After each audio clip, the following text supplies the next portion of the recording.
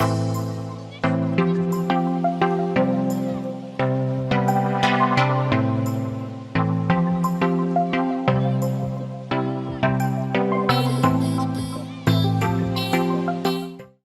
Everyone, welcome to education, your one stop learning platform for both JEE and NEET examination. तो बच्चों, आज की class में हम स्टार्ट करने वाले हैं कंटिन्यूटी के बारे में। ठीक है, तो लास्ट क्लास में हमने क्या पढ़ लिया? लिमिट पढ़ लिया। तो लिमिट का आपको एक बेहतरीन आइडिया हो गया। हमने लिमिट में क्या देखा कि कोई भी फंक्शन अगर आपको दिया गया है और आपको किसी पॉइंट पे लिमिट को अगर चेक करना है, तो आप क्या चेक करते हो बेसिकली कि वो जो पॉइंट है उसके जस्ट पहले और उस पॉइंट के जस्ट बाद वैल्यू ऑफ द फंक्शन आपको क्या मिल रहा है। जिस पर्टिकुलर वैल्यू को वो फंक्शन अप्रोच करता है, अगर वो आपका एक फाइनाइट वैल्यू हो जाए from left hand side and right hand side both, तो आप क्या कहते हो? लिमिट एग्जिस्ट करते हो। और जो वैल्यू आता है आप उसको बोल देते हो that is the value of the limit. Clear हो गया? एकदम अच्छे तरीके से समझ में आ गया।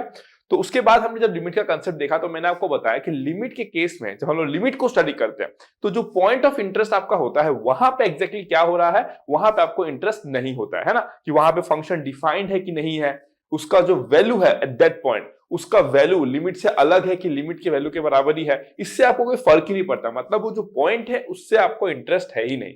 क्लियर ना? बस उसके पहले और उसके जस्ट बाद, जिसको आप लोग क्या बोलते हैं? नेबरहुड ऑफ ए। एक होता है आपका लेफ्ट नेबरहुड, एक होता है आपका राइट नेबरहुड। राइट नेबरहुड को आप ए ऊपर प्लस देके डिनोट करते हो और आपका लेफ्ट नेबरहुड को आप ए माइनस देके डिनोट करते हो। ये सब सारे कंसेप्ट क्लियर हो गए। फिर मैंने आपको बताया कि जिस दिन आपका इंटरेस्ट हो जाएगा कहां पे? उस पर्टिकुलर पॉइंट पे, तो वहां पे एक नया चैप्टर इवॉल्व होता है जिसको आप बोलते हो कंटिन्यूटी। तो आज से क्लास में हम लोग बेसिकली किसके ऊपर बात करेंगे? पूरा कंटिन्यूटी के ऊपर बात करेंगे। मैं क्वेश्चन अभी आपको नहीं करा रहा हूं, ठीक है ना? आपने लिमिट पढ़ा, जितना मैंने लिखा है आपने अच्छे से नोट किया होगा। मैं अभी आपको कंटिन्यूटी पढ़ाऊंगा, मैं आपको फिर डिफरेंशिएबिलिटी भी पढ़ाऊंगा। जब आपका सबका कंसेप्ट मिल जाएगा फिर मैं डेरिवेटिव पे एंट्री करूंगा, डेरिवेटिव में पूरा खत्म कराऊंगा एंड देन मैं फिर से लिमिट में जाऊंगा, कंटिन्यूटी में जाऊंगा और डिफरेंशिएबिलिटी में जाऊंगा। तो इस फॉर्मेट में पढ़ाने से क्या होता है ना, आपको ना at any point of time आप जो भी पढ़ रहे होते हो उसमें जो भी रिक्वायरमेंट होता है उसका नॉलेज आपके पास रह जाता है। क्लियर हो गया? फॉर एग्जांपल, अगर मैं आपको डेरिवेटिव ना पढ़ाऊं, आपको मैं सीधा लिमिट पढ़ा दूं और लिमिट पढ़ा के मैं बोलूं कि ये एल हॉस्पिटल रूल होता है, इसको ऐसे अप्लाई किया जाता है, लेकिन एल हॉस्पिटल रूल को अप्लाई करने के लिए आपको डेरिवेटिव जानना पड़ेगा। अब आप डेरिवेटिव जानोगे नहीं, अगर डेरिवेटिव नहीं जानोगे तो फिर आप याद करोगे चीजों को, है ना? तो इसीलिए मैं इस फॉर्मेट में पढ़ाता हूं, ठीक है ना? तो चलो फिर हेडिंग दो continuity.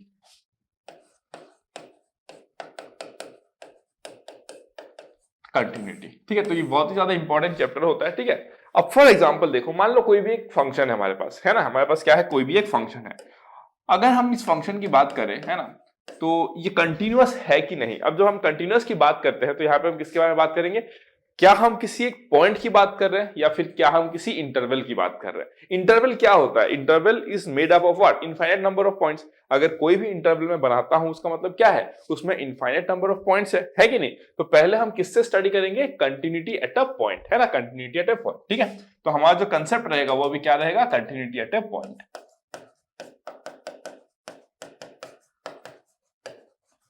At a point. Clear हो गया? अब देखो, इसका फंडा एकदम सिंपल है, एकदम इजी वे में बताऊंगा आपको।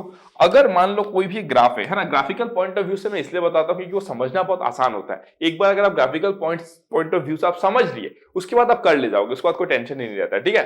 फॉर एग्जाम्पल, अगर मैं आपको बोलूं, लेट्स से दिस वन, है ना, अगर मैंने आपको बोला कि कोई ग्राफ है, ये एफ ऑफ एक्स का ग्राफ है, ठीक है? डन। अगर मैं इस ग्राफ को ड्रॉ कर पा रहा हूं, है ना, और मान लो ये कोई पॉइंट ए है, let's say this is some point A. अगर मैं इस ग्राफ को ड्रॉ कर पा रहा हूं विदाउट लिफ्टिंग माय पेन, मैंने तो एक ही बार में ड्रॉ कर दिया, है ना, तो ऐसे ग्राफ को आप क्या बोलोगे? दिस इज कंटिन्यूअस, है ना? This is what? Continuous. That means अगर मैं मैथमेटिकली बोलूं तो मैथमेटिकली लिख देता हूं, अगर limit x tends to a plus f of x is equals to limit x tends to a minus f of x is equals to f of a, है ना? तो आप क्या बोलोगे? The function is continuous at x equals to a। आप क्या बोलोगे? So function is continuous at x equals to a। Clear हो गया? डन।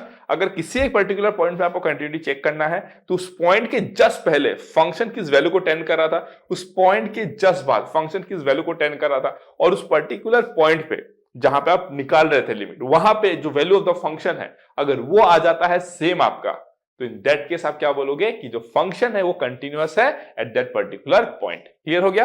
डन। एकदम समझ में आ गया? तो बस यही चीज है। अब मैं कुछ एग्जांपल लेता हूं ग्राफ के और आपको मैं बताता हूं कैसे आप डिसाइड करोगे ग्राफ देख के कि कंटिन्यूअस है कि नहीं है। फॉर एग्जांपल, लेट्स से ढेर सारे मैं ग्राफ ले लेता हूं, है ना। लेट्स से मैंने ये ग्राफ ले लिया। अगर मैं आपको बोलूं क्या ये कंटिन्यूअस है, यस इट इज कंटिन्यूअस, क्योंकि आपने ग्राफ को एक ही बार में ड्रॉ कर लिया, आपने पेन को उठाया तक नहीं पेपर से, है ना। अगर मैं बोलूं आपको, है ना, लेट्स सी क्या बोलूंगा मैं आपको, कंटिन्यूअस, ये क्या है आपका, कंटिन्यूअस है। अगर मैं इस ग्राफ को बोलूं, देखो इसको मैंने जब ड्रॉ किया तो मैंने पेन को उठाना पड़ा ना मुझे, ये क्या है आपका, डिसकंटिन्यूअस।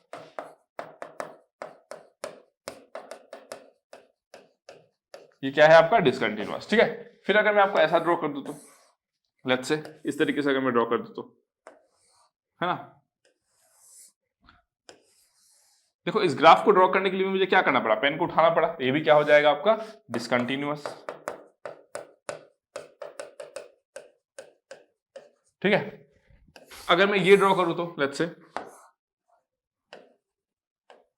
बबल, मतलब एट दिस पर्टिकुलर पॉइंट जो वैल्यू ऑफ फंक्शन जो है वो ये है, ये नहीं है। बबल मतलब दैट इज नॉट ऑक्यूपाइड ना। बबल का मतलब क्या होता है कि जो पॉइंट अगर ए है, अगर मैं आपसे पूछूं कि ए पे वैल्यू बताओ कौन सा है, ये वाला वैल्यू है कि ये वाला, तो आप बोलोगे सर ये वाला। अगर मैं इसको भी बबल कर दूं तो आप बोलोगे सर फंक्शन ए पे डिफाइंड ही नहीं है। समझ में आया कि नहीं, सर फंक्शन ए पे डिफाइन। आप बोलोगे सर अगर मैं इसको भी अगर मैं मतलब वो बबल को अगर फिल कर दूं और इसको भी फिल कर दूं तो in that case it will be multi valued function ना। मल्टी वैल्यूड फंक्शन आप लोग कहां पढ़ते हो, जबकि मैं आपको बताया हूं जब मैं कॉम्प्लेक्स नंबर पढ़ा रहा था ना कि लॉगरिथमिक फंक्शन जैसे कि होता है, it's a multi valued function. But multi valued function आप लोग इतना नहीं चाहिए, दैट इज नॉट रिक्वायर्ड। तो आप यहाँ पे आराम से देख सकते हो कि आपको केसेस जो मिलेंगे वो सिंगल वैल्यूड फंक्शन ही मिलेंगे, है ना। क्लियर हो गया, डन। ये जब फंक्शन पढ़ाया था तभी बोला था, जब हम फंक्शन वर्ड ही यूज करते हैं that means we are particularly indicating what the single valued function, ठीक है। ऑल्दो हमने कॉम्प्लेक्स नंबर में देखा कि लॉगरिथमिक फंक्शन एक मल्टी वैल्यूड फंक्शन होता है ना। आप डिफरेंट डिफरेंट वैल्यूज लोगे n के तो आपको डिफरेंट डिफरेंट वैल्यूज मिलते थे। वो बच्चे रिलेट कर पा रहे जिन्होंने मेरा कॉम्प्लेक्स नंबर का लेक्चर देखा है ना, आप लोग समझ गए होंगे मैं क्या बात कर रहा हूं, ठीक है ना। तो ये वाला पार्ट आपको क्लियर हो गया होगा आई थिंक, है ना, ये वाला पार्ट आपको क्लियर हो गया होगा। तो ऐसे ऐसे डिफरेंट डिफरेंट क्या बन सकते हैं, केसेस बन सकते हैं, ठीक है। तो ग्राफिकली अगर मैं बोलूं, अगर आपने पेन को बिना उठाए ग्राफ को ड्रॉ कर दिया उस पर्टिकुलर पॉइंट के अराउंड पे, दैट मींस उस पर्टिकुलर पॉइंट पे क्या है आपका जो ग्राफ है वो क्या है, कंटीन्यूअस है। मैथमेटिकली इसको आप कैसे बोलते हो, मैथमेटिकली बोलते हो कि जो लेफ्ट हैंड लिमिट है, जो राइट हैंड लिमिट है is equals to value of the function at A. इसको क्या बोलते हैं, एफ ऑफ ए, मतलब क्या, value of the function at A. F of A क्या होता है आपका, लिख देता हूं यहां पे, F of A means what, value of function at A, value of function at A. अब देखो जब आप लिमिट पढ़ रहे थे, है ना, जब आप क्या कर रहे थे, जब आप लिमिट पढ़ रहे थे, है ना, तब तक आपको क्या था, इंटरेस्ट नहीं था कि value of the function at that particular point क्या है। आप एकदम भी इंटरेस्टेड नहीं थे ना उस पर्टिकुलर चीजों पे, है ना। आपको बस इसमें इंटरेस्ट था, ए के पहले क्या है फंक्शन का वैल्यू जिसको टेंड करता है वो, और ए के बाद किसको टेंड करता है फंक्शन का value as per the limit, है ना। लेकिन अब जब आप कंटिन्यूटी की बात करते हो एट ए पॉइंट, तो आप क्या बोलते हो कि मुझे किसमें इंटरेस्ट है, उस पर्टिकुलर पॉइंट में क्या हो रहा है, मुझे उसमें भी इंटरेस्ट है। क्लियर हो गया, डन। चलो अगर मैं बोलूं कि देखो कैसे कैसे केसेस में डिसकंटिन्यूटी हमको मिल सकता है, कैसे कैसे केसेस, है ना, डिसकंटिन्यूटीज में अराइज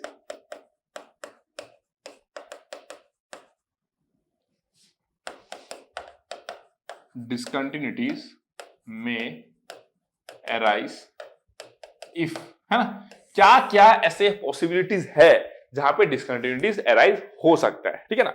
मतलब दो ही तो केस है ना, अगर एक फंक्शन कंटिन्यूअस है तो डिसकंटिन्यूअस नहीं है, अगर डिसकंटिन्यूअस है तो कंटिन्यूअस नहीं है, सीधी सी बात है ना। लेकिन डिसकंटिन्यूटी कहां कहां पे आ सकती है, ठीक है। पहला पहला अगर मैं आपको बोल दूं कि पहला क्या है आपका, राइट हैंड लिमिट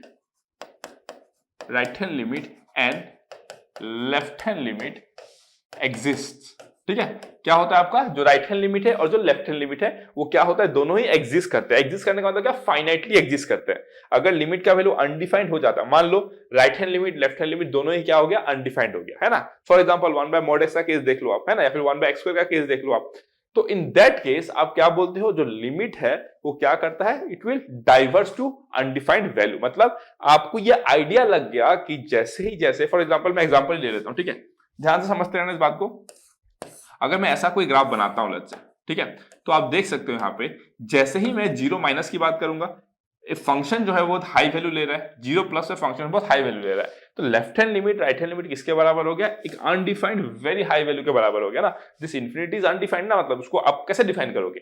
मैं बोलूंगा इसका वैल्यू है 10 बिलियन, आप बोलोगे 100 बिलियन, फिर कोई बोलेगा 1000 बिलियन, फिर कोई बोलेगा 1 मिलियन ऑफ अ बिलियन, समझ रहे हो, मतलब 1 मिलियन बिलियन, मतलब तो this is not making any sense ना। ये क्या है, अनडिफाइंड। तो आप क्या बोलते हो, लिमिट एग्जिस्ट नहीं करता है, बट ये इंडिकेट करता है क्या, कि जो इसका लेफ्ट हैंड लिमिट और राइट हैंड लिमिट है, दैट मींस जो फंक्शन है वो एक बहुत हाई वैल्यू की तरफ टेंड करता है। और हम लोग इसको ऐसे भी बोल सकते हैं कि the limit diverges to infinity. Clear हो गया? डन। लिमिट एग्जिस्ट नहीं करता इन दिस केस। ओके, अगर मैं नेक्स्ट बात करूं आपको यहाँ पे, हाँ, तो अभी हम लोग पॉइंट पे आते हैं। अब पॉइंट क्या है देखो, right hand limit left hand limit exist करता है फाइनाइटली। ठीक है, क्या होता है आपका? फाइनाइटली। तो कंटिन्यूटी में भी क्या है आपका? एक फाइनाइट वैल्यू होना पड़ेगा। Left hand limit equals to right hand limit equals to value of the function is equals to finite value होना पड़ेगा, तभी आप बोलोगे कंटिन्यूअस है। ठीक है, right hand limit and left hand limit क्या होता है आपका? एग्जिस्ट करता है, but right hand limit not equals to left hand limit. समझ में आया? जैसा कैसा होगा, अगर मैं ग्राफिकली बात करूं तो कैसा होगा? देखो मैं अभी ग्राफिकली क्यों बहुत ज्यादा बात कर रहा हूं पता है? क्योंकि जब मैं क्वेश्चंस लूंगा ना, तो they will be all mathematical questions, है ना। अगर आपका ग्राफिकल वाला पार्ट आपको समझ में आ जाएगा, तो कोई भी क्वेश्चन जब आपको कोई देगा तो आप समझ सकते हो ना कि उसका एक कोई ग्राफ रहा होगा, तो आप सिचुएशन को समझ जाओगे। एक्चुअली ग्राफ का पावर यही होता है ना कि आप एक बार ग्राफ के पॉइंट ऑफ व्यू से जब समझ जाते हो, फिर आप अपना सिचुएशन को समझ जाते हो, और एक बार जब आप सिचुएशन को समझ जाते हो तो फिर आपके लिए चीजें बहुत आसान हो जाती है। ठीक है, तो राइट हैंड लिमिट और लेफ्ट हैंड लिमिट क्या हो रहा है? एग्जिस्ट कर रहा है, बट राइट हैंड लिमिट और लेफ्ट हैंड लिमिट क्या है आपका? बराबर नहीं है। For example let's say this case में देखो, अगर मैं आपको बोलूं कि लेफ्ट हैंड लिमिट क्या है, यहां पे कुछ एक वैल्यू मिल जाएगा, राइट हैंड लिमिट क्या है, इधर सामने कुछ एक वैल्यू मिल जाएगा। ठीक है, वो हम कैलकुलेट कर सकते हैं, दैट इज नॉट मतलब प्रॉब्लम फॉर अस। लेकिन आप देखोगे लेफ्ट हैंड लिमिट और राइट हैंड लिमिट क्या है? इक्वल नहीं है। हमको उसमें इंटरेस्ट है बस, है ना। अब आप बोलोगे सर इसका ग्राफ क्या रहा होगा? सर अरे कोई पीस वाइज डिफाइंड फंक्शन रहा होगा, इक्वेशन, दो लीनियर इक्वेशन होंगे piecewise defined function form में, तो उसमें हमको इंटरेस्ट नहीं है अभी। हमको बस इसमें इंटरेस्ट है कि ये केस जो होगा कैसा हो सकता है। ऐसा हो सकता है, और भी डिफरेंट केसेस आप ले सकते हो इस तरीके की, है ना। या फिर आप ऐसे भी ले सकते हो, for example let's say left hand limit right hand limit exist करता है बट दोनों इक्वल नहीं है, तो आप ऐसे भी तो ले सकते हो ना। लेट्स से अगर मैं आपको बोल दूं, लेट्स से ऐसे लिया आपने, और लेट्स से कुछ इस तरीके से लिया आपने, और ऐसे भी हो सकता है। कि दोनों केस में डिफरेंस क्या है? इसमें और इसमें डिफरेंस क्या है? इसमें left hand limit right hand limit के बराबर नहीं है, इसमें भी left hand limit right hand limit के बराबर नहीं है। लेकिन इसमें जो फंक्शन है वो क्या है आपका? डिफाइंड नहीं है। एफ ऑफ ए पे फंक्शन क्या है? सॉरी, एफ ऑफ ए पे क्या है यहाँ पे? फंक्शन डिफाइंड है, और वो किसी लिमिट के साथ बराबर है। मतलब यहाँ पे क्या देख रहे हो आप? फॉर एग्जाम्पल इसको मैं और चेंज कर देता हूँ, देखो, है ना, इसको मैं ऐसे कर देता हूँ, अब ज्यादा आपके लिए आसान होगा। देखो अब यहाँ पे क्या है आपका? देखो जो फंक्शन है ना, जो फंक्शन है वो क्या है? ए पे क्या है? फंक्शन डिफाइंड ही नहीं है। लेकिन अगर मैं यहाँ पे बात करूँ तो ए पे क्या है? फंक्शन डिफाइंड है। Whatever be the case, continuity होने के लिए पहले लिमिट तो एग्जिस्ट करना पड़ेगा ना। अगर लिमिट एग्जिस्ट नहीं करेगा तो फिर आप कंटिन्यूटी की बात नहीं कर पाओगे, है ना। तो लिमिट के लिए, कंटिन्यूटी के लिए फर्स्ट कंडीशन इसकी लिमिट एग्जिस्ट करेगा, और वहां पे आप एक कंडीशन और लगाते हो कि value of the function at A पे जो आएगा वो लिमिट के अगर बराबर हो गया तो आपका क्या हो जाएगा? फंक्शन कंटिन्यूअस हो जाएगा। ठीक है, तो ये केस और ये केस बोथ मीनिंग सेम ना, कि आपका left hand limit right hand limit क्या है? इक्वल नहीं है। यहाँ पे बस एफ ऑफ ए डिफाइंड है, यहाँ पे एफ ऑफ ए अनडिफाइंड है, फर्क नहीं पड़ता उससे। ठीक है, नेक्स्ट क्या हो सकता है? देखो number 2, right hand limit and left hand limit exist, है ना, and also right hand limit is equals to left hand limit, है ना। इस बार क्या हो रहा है? एग्जिस्ट भी कर रहा है, दोनों क्या हो रहा है? इक्वल भी हो रहा है, but not equals to F of A. समझ रहे हो आप क्या हो रहा है? ऐसा केस में भी आपको डिसकंटिन्यूटी मिलेगा। कैसा हो जाएगा? देखो सिचुएशन, अगर मैं आपको बोलूं कि फॉर एग्जांपल लेट्स से, ठीक है ना, और जो एफ ऑफ ए है वो यहां पर कहीं पे, देखो ये ए है आपका। अब यहाँ पे अगर आप लेफ्ट हैंड और राइट हैंड लिमिट की बात करोगे, देखो हम लोग किसकी बात कर रहे हैं? हम लोग अभी बस कंटिन्यूटी एट अ पॉइंट की बात कर रहे हैं। यहाँ पे एक पॉइंट है ना, यहाँ पे क्या है? हमारा एक पॉइंट है। देखो अगर आप ए पे देखोगे, function of the value at A वो क्या है? ये दिस पॉइंट है। बट अगर आप लिमिट की बात करोगे, देखो तो थोड़ा सा इधर कुछ आया होगा, थोड़ा सा इसके राइट साइड में कुछ आया होगा, जो भी आया होगा हमको फर्क नहीं पड़ता उससे। ठीक है ना, तो आप देखो दोनों वैल्यू क्या आ रहा है आपका? डिफरेंट आ रहा है ना। Left hand limit right hand limit exist भी किया, दोनों बराबर भी है, but value of the functions के साथ बराबर नहीं है। क्लियर हो गया? तो ऐसा केस में भी देखो आपको डिसकंटिन्यूटी मिल रहा है। और अगर मैं ग्राफ ड्रॉ करने की पॉइंट ऑफ व्यू से बात करूं, तो जब मैं इसको ड्रॉ किया, मैं अपना पेन उठाया तभी तो यहाँ पे डॉट दिया ना। मैंने जब इसको ड्रॉ किया, मैंने क्या किया? ऐसे दिया, ऐसे दिया, ऐसे दिया। इसके लिए तो चलो मैंने पेन नहीं उठाया, बहुत सही बात, कोई दिक्कत नहीं। लेकिन डॉट को देने के लिए तो मैंने पेन पॉइंट उठाया ना, इसीलिए डिसकंटिन्यूअस है। ठीक है, क्लियर हो गया? डन। नेक्स्ट और क्या केस हो सकता है? नंबर थर्ड केस, है ना, नंबर थर्ड केस। तो थर्ड और सेकंड ऑलमोस्ट सेम केस ही है, तो मैं यहाँ पे एक बार कॉपी कर लेता हूँ उसको, इसी को मैं कॉपी कर लेता हूँ, फिर क्या ही लिखूँ ना मैं। तो इसको मैंने कॉपी कर लिया यहाँ पे, इसको मैंने पेस्ट कर दिया यहाँ पे, एंड अब हम इसको देखेंगे थोड़ा सा। ठीक है, अब देखो यहाँ पे क्या है? Right hand limit and left hand limit क्या करेगा आपका? एग्जिस्ट करेगा, है ना, एंड ऑल्सो इक्वल भी होगा, but F of A is undefined. है ना, बट क्या है आपका f of A is undefined, F of A is undefined, ठीक है ना, बट एफ ऑफ ए क्या है आपका अनडिफाइंड। जैसे कि फॉर एग्जांपल अगर मैं आपको बोलूं कि लेट्स से कुछ ऐसा अगर केस ड्रॉ करूं तो मैं आपके लिए, है ना, और ये आपका लेट्स से ए है ना, ये आपका एफ ऑफ एक्स है। तो आप देखो यहाँ पे ध्यान से, अगर आप ए की बात करो, ए की तो ए के जस्ट पहले इसका जो वैल्यू रहेगा ए के जस्ट बाद they will be very very similar ना, दे मतलब एकदम सामने होगा। मान लो ए पे वैल्यू होना चाहिए था 4, लेट्स से ये 4 है, लेट्स से, ठीक है, तो ए प्लस पे 4.00001 आएगा, ए माइनस पे 3.9999 समथिंग आएगा, that means both are approximately same. वैसे लिमिट का मतलब क्या होता है, लिमिट में we never calculate the exact value, we calculate the closest possible value based on the epsilon delta definition। आपको जितना क्लोज चाहिए वैल्यू, आप जितना चाहते हो कि एग्जैक्ट वैल्यू के करीब जाओ, आप क्या करोगे, जो x का जो वैल्यू है जो टेंड करते हो वो उतना ही a के पास लेके जाओगे। इन सिंपल वर्ड्स, आप जितना a के करीब जाओगे उतना ही आपको क्या मिलेगा, आप मतलब एग्जैक्टनेस के सामने जाओगे। अगर वैल्यू 4 है तो आप उतना ही करीब जाओगे, उसका अप्रोच करोगे। ठीक है, क्लियर हो गया, डन। तो this is how you calculate it, है ना। तो ये एक केस बन गया आपके। यहाँ पे देखो एफ ऑफ ए डिफाइंड नहीं है, कहां पे डिफाइंड है, ए पे, तो यहाँ पे पंक्चर हो गया ग्राफ, है ना, होल है, इट्स ए होल। तो आप क्या करोगे, यहाँ पे ए पे डिफाइंड है क्या, नहीं है, इसलिए मैंने बोला सेकंड और क्या है आपका थर्ड ऑलमोस्ट सेम ही जैसे है। तो यहाँ पे क्या हो जाएगा आपका जो फंक्शन क्या हो जाएगा आपका, डिसकंटिन्यूअस हो जाएगा, है ना। अब यहाँ पे किसी के दिमाग में एक छोटा सा डाउट आ सकता है कि सर इस ग्राफ को तो सर आपने ड्रॉ कर दिया ना, सर इस ग्राफ को तो आपने सर एक ही बार में ड्रॉ कर दिया सर बिना पेन उठाए, बट ये फंक्शन कहाँ डिफाइंड है, ए पे डिफाइंड तो नहीं है ना। तो आपको कंडीशन सेटिस्फाई कराते हुए जो left hand limit right hand limit equals to value of the function at that point, समझ रहे हो ना, ये जो कंडीशन मैंने बोला इन तीनों को साथ साथ सेटिस्फाई कराते हुए आपको ग्राफ को ड्रॉ करना है। अगर आप एक स्लॉट में ड्रॉ कर दिए कंटिन्यूअस है, अगर एक स्लॉट में ड्रॉ नहीं कर पाए फंक्शन डिसकंटिन्यूअस है। ओके डन, चलो सॉरी। अगर मैं नेक्स्ट पॉइंट की बात करूं, नेक्स्ट पॉइंट की, है ना, अगर नेक्स्ट पॉइंट की अगर मैं बात करूंगा फॉर से लेट्स से अगर लिमिट ही अनडिफाइंड हो जाए तो, है ना, अगर मैं बोल दूं कि लेट्स से LHL और RHL और बोथ अनडिफाइंड हो जाए तो आपको डिसकंटिन्यूटी मिलेगी, है ना। अगर ऐसा हो जाता है लेफ्ट हैंड लिमिट और राइट हैंड लिमिट और बोथ अगर अनडिफाइंड हो जाए तो आप क्या बोलोगे, इसमें आपको क्या मिलेगी, डिसकंटिन्यूटी मिलेगी। फॉर एग्जांपल की अगर मैं बात करूं, यही वाला एग्जांपल ले लो, देखो अगर आप देखोगे यहाँ पे ये 0 है, तो 0 के जस्ट पहले क्या है आपका, है ना, मतलब 0 के जस्ट पहले क्या आएगा आपका, देखो प्लस इंफिनिटी, 0 के जस्ट बाद क्या आएगा आपका, प्लस इंफिनिटी, है कि नहीं। बट आप 0 पे फंक्शन का वैल्यू थोड़ी निकाल पाओगे, अनडिफाइंड वैल्यू मतलब वेरी वेरी हाई वैल्यू क्या है आपको पता है क्या। अभी कोई बोल देगा कि 0 के पहले जो है limit x tends to 0 plus, है ना, f of x is equals to undefined, limit x tends to 0 minus f of x is equals to undefined, है ना। लिमिट का कंडीशन क्या कहता है कि दोनों अगर इक्वल हो गए तो लिमिट एग्जिस्ट करता है। तो मान लो कि ये अनडिफाइंड वैल्यू आपको पता है क्या है, नहीं, बस आपको इतना पता है कि वेरी हाई वैल्यू है। आप बोलोगे ये जो है दैट इज मतलब 1 करोड़ इंटू 1, कौन सा, 10 टू द पावर 100। तो कोई बंदा आएगा बोल देगा ये भी बहुत लार्ज है, 10 टू द पावर 101। फिर कोई बंदा आएगा बोलेगा ये तो 10 to the power 100 to the power 1000। कोई आके बोलेगा 100 टू द पावर 5000। इसका कोई अंत नहीं है ना, किसी को पता ही नहीं है दोनों इक्वल कैसे होगा, नहीं होगा। बस इतना आपको पता चल गया कि जो 0 है उसके जस्ट पहले और उसके जस्ट बाद जो फंक्शन है वो इनफाइनाइट को टेंड कर रहा है, मतलब बहुत हाई वैल्यू ले रहा है। कितना ले रहा है ये नहीं पता, है ना। तो ऐसे केस में आपको पता ही है डिसकंटिन्यूअस ग्राफ है, आपको देख के ही पता चल जा रहा है ना। तो ऐसे केसेस में क्या मिलता है आपको, डिसकंटिन्यूटी मिलता है, इसके अलावा और कुछ नहीं है। तो आपको अच्छे तरीके से समझ में आ गया होगा, आई थिंक। आपको कोई डाउट इसमें नहीं होना चाहिए, ठीक है।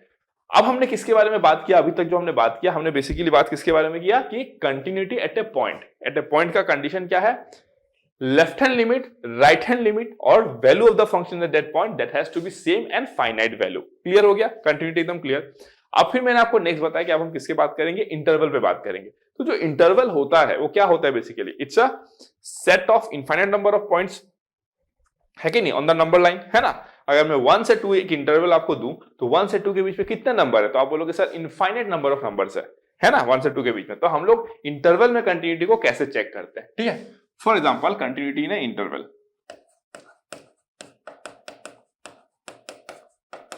कंटिन्यूटी इन एन इंटरवल, ठीक है। पहला continuity in an open interval, है ना, कंटिन्यूटी इन ओपन इंटरवल कौन सा, a, b, ठीक है। ये ओपन इंटरवल होता है, आपको पता है। इसका मतलब क्या होता है, ना ही a इंक्लूडेड है ना ही b इंक्लूडेड है। a से बड़ा जो भी है, a का वैल्यू कुछ रहेगा 2 से मान लो 5, तो 2 से बड़ा जो भी है 2.00000001 वो इंक्लूडेड है, बट 2 इंक्लूडेड नहीं है। उसी तरीके से b जो है मान लो 5 है, तो 5 इंक्लूडेड नहीं है, बट 4.9999999999 जितना करीब आप लेके जा सकते हो 5 के लेके जाओ, वो इंक्लूडेड रहेगा।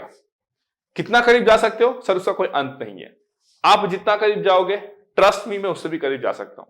कोई और बंदा आएगा, वो बोलेगा कि मैं 5 के उससे भी ज्यादा करीब जा सकता हूं, तो उसका कोई इट्स नेवर एंडिंग, है ना। और लिमिट का फंडामेंटल कंसेप्ट तो वहीं से आता है ना, कि किसी भी दो रियल नंबर के बीच में there exist infinite number of real number.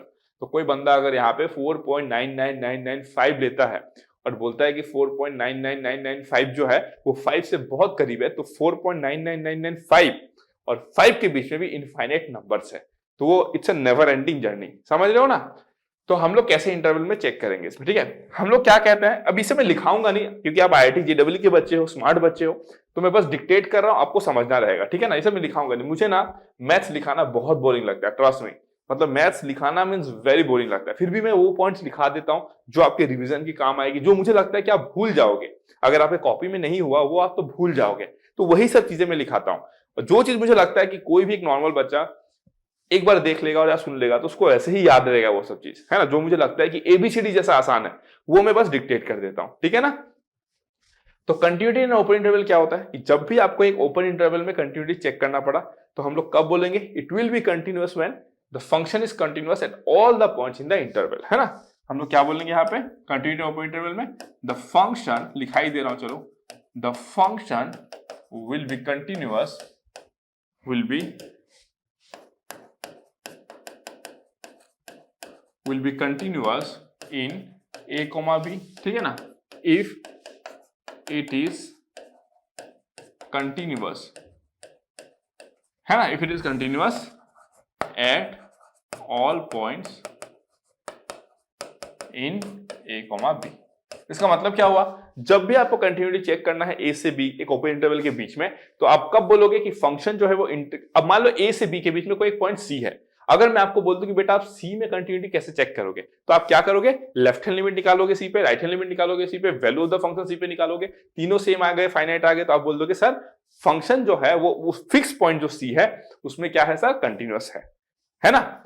लेकिन अगर मैं आपको बोल दूं कि बेटा ये जो इंटरवल है उसमें आप कंटिन्यूटी चेक करो, तो इन दैट केस आपको क्या करना पड़ेगा, आप क्या करोगे, ये जो इंटरवल है उसमें जितने पॉइंट्स है उस सब पॉइंट पे अगर फंक्शन कंटिन्यूअस है तो it is continuous, else it is discontinuous. फिर आप बोलोगे सर अभी तो आपने बोला कि एक ओपन इंटरवल अगर है, मतलब कोई भी इंटरवल अगर है, तो सर उसको तो दो नंबर के बीच का कोई इंटरवल रहेगा, है ना, और उसके बीच तो sir infinite number of points है, तो सर हम कितने वैल्यू ऐसे कैलकुलेट करेंगे।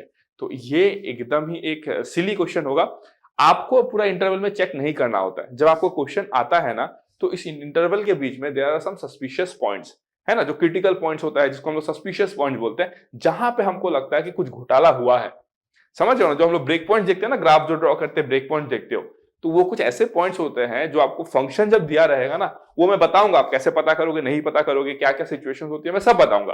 बस मैं यही कह रहा हूं कि जब ओपन इंटरवल है या कोई भी इंटरवल है, तो वहां पे हम लोग कहां पे चेक करेंगे, जो सस्पिशियस पॉइंट्स है बस हम लोग वहीं पे चेक करेंगे कि वहां पे कंटिन्यूअस है कि नहीं। अगर वहां पे कंटिन्यूअस हो गया, दैट मींस ये जो ओपन इंटरवल है उसके अंदर वो कंटिन्यूअस ही रहेगा। क्लियर हो गया, डन।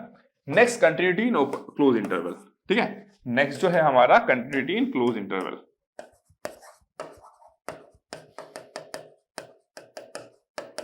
कंटिन्यूटी इन